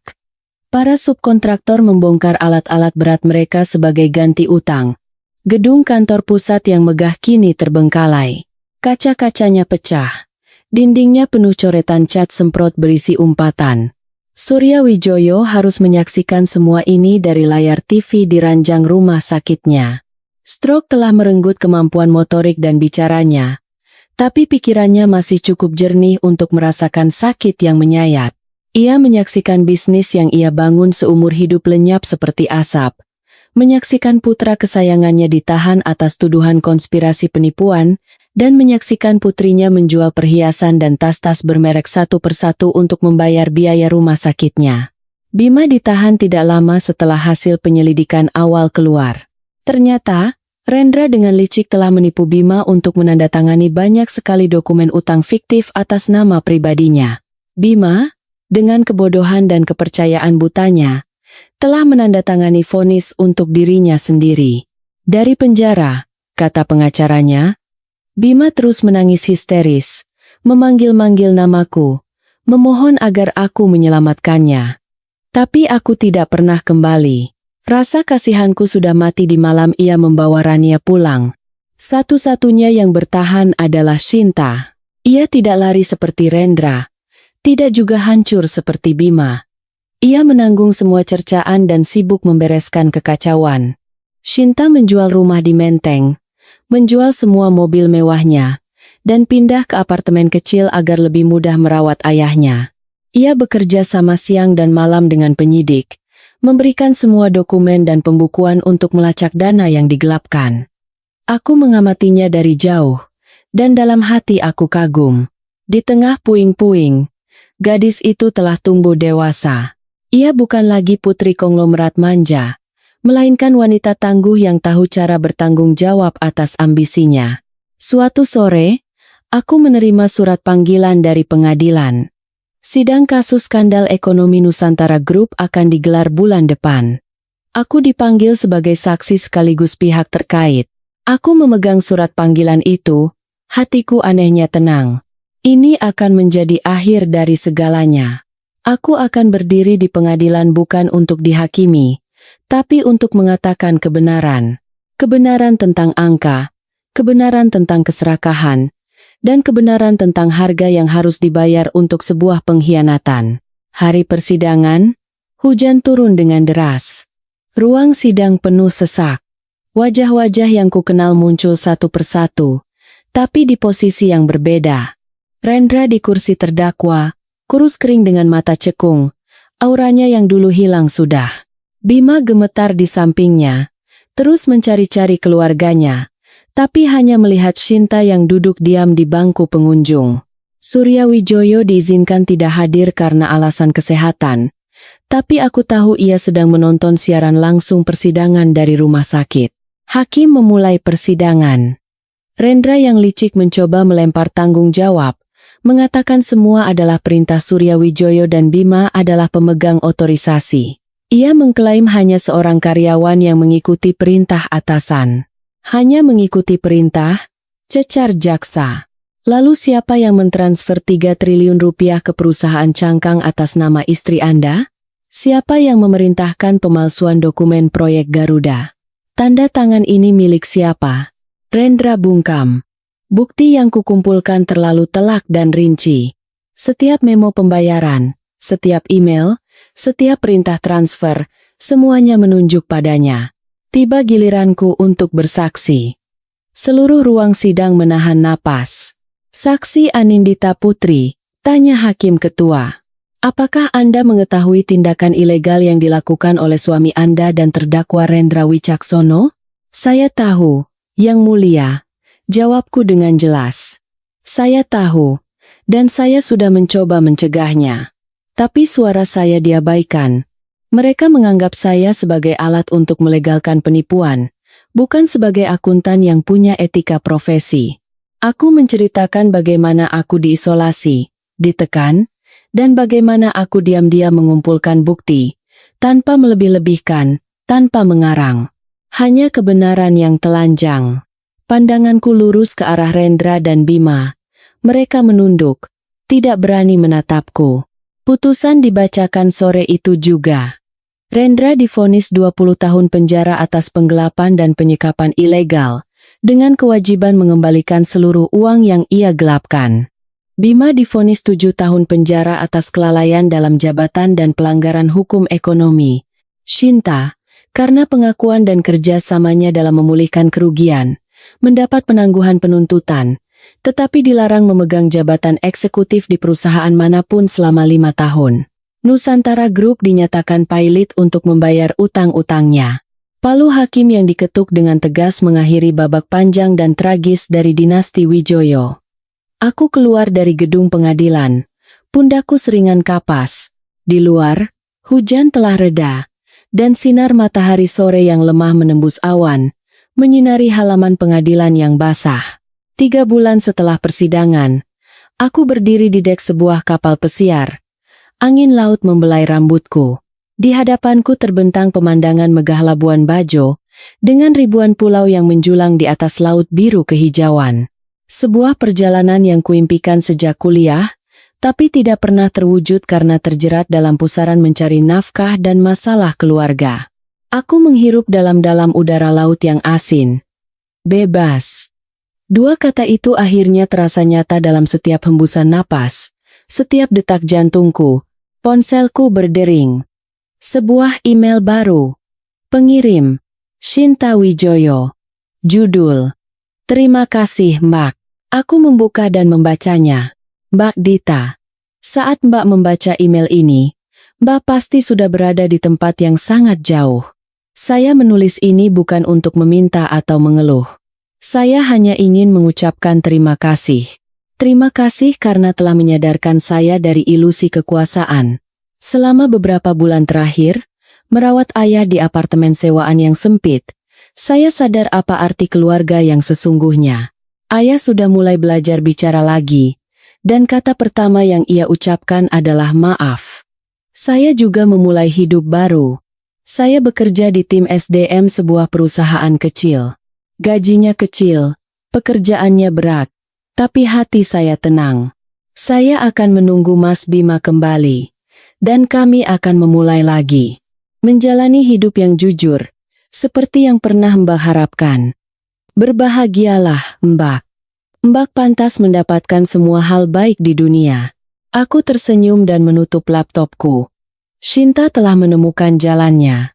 Ia bukan lagi seorang ratu, tapi ia telah menjadi manusia seutuhnya. Aku menoleh pada Dimas yang sedang sibuk dengan kameranya di sampingku. Bisa fotokan aku? Tentu saja. Dimas tersenyum cerah. Senyum ratu kemerdekaan. Aku bersandar di pagar pembatas. Senyum lebar terkembang di bibirku. Di belakangku, matahari perlahan tenggelam di bawah laut, mewarnai seluruh langit dengan warna jingga. Tapi aku tahu, besok matahari akan terbit lagi. Dan itu akan menjadi hari yang benar-benar baru. Tidak ada lagi angka-angka kering. Tidak ada lagi intrik dan perhitungan. Hanya ada aku, Anindita Putri, dan kehidupan luas yang terbentang di depan. Aku telah melewati badai dan menemukan ketenangan, dan aku akan menghargai setiap detiknya. Kapal terus melaju membelah ombak, meninggalkan daratan dan masa lalu. Aku memejamkan mata, mendengarkan suara ombak tenang yang seolah menyanyikan lagu pembebasan. Kisah ini mengandung pelajaran mahal tentang keserakahan, kekuasaan, dan kemanusiaan. Ketika sebuah nama besar dibangun di atas kebohongan, pengkhianatan, dan penindasan terhadap orang lain, keruntuhannya hanyalah masalah waktu. Sebaliknya, kesabaran, keberanian, dan keyakinan pada keadilan dapat membawa seseorang melewati ujung penderitaan untuk menemukan kembali kebebasan dan martabatnya. Semoga melalui cerita ini, kita semua menyadari bahwa hal yang paling berharga untuk dijaga dalam hidup bukanlah uang atau jabatan, melainkan hati nurani dan nilai-nilai kehidupan kita sendiri.